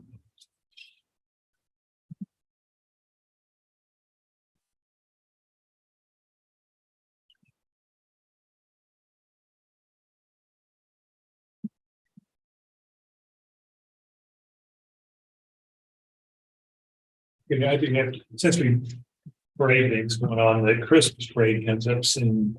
Somebody mentioned, you know, they have that carriage, because I know Mr. Keeler has some carriages down here. Asked him about that, and he said, well, he traditionally got some carries Santa Claus, but he said there is another one available if we're interested in getting into that, but he needs to know pretty soon. I don't know if you want to have, you know, riding my carriage, one of those horse-drawn carriages for the Christmas parade. When is that again? I haven't even heard. I was It's thinking. usually the first, right after Thanksgiving. Yeah, that's what Yeah, I'm it thinking. usually is. That comes up quick. If it's at the beginning of that first week, I won't be here. I don't. If it's at the end of the. Usually, I'm usually. I usually Thursday, yeah, okay, that's what I thought. Saturday. Can we have a temperature thing? I don't think it's gonna be cold. Below. Carriage if this temperature, covered vehicle if this temperature. Yeah. I don't know that they have. Option for that, You know, They probably have blankets. here, Spirit of the Lighted Parade, December 2nd. This is a Friday. Okay. The Friday after, next week after Thanksgiving. It's, talked to him Sunday, and he said, and I didn't know that, but he traditionally carries Santa Claus, but he said he knows there's another one available. Picking Santa Claus out for you guys. Yeah. Okay. Yeah, that's probably not gonna go over really very well. I think I'd probably say no on that. It's fairly early too, isn't it? Fine. Yeah, it's at 5:30. I was thinking it was early.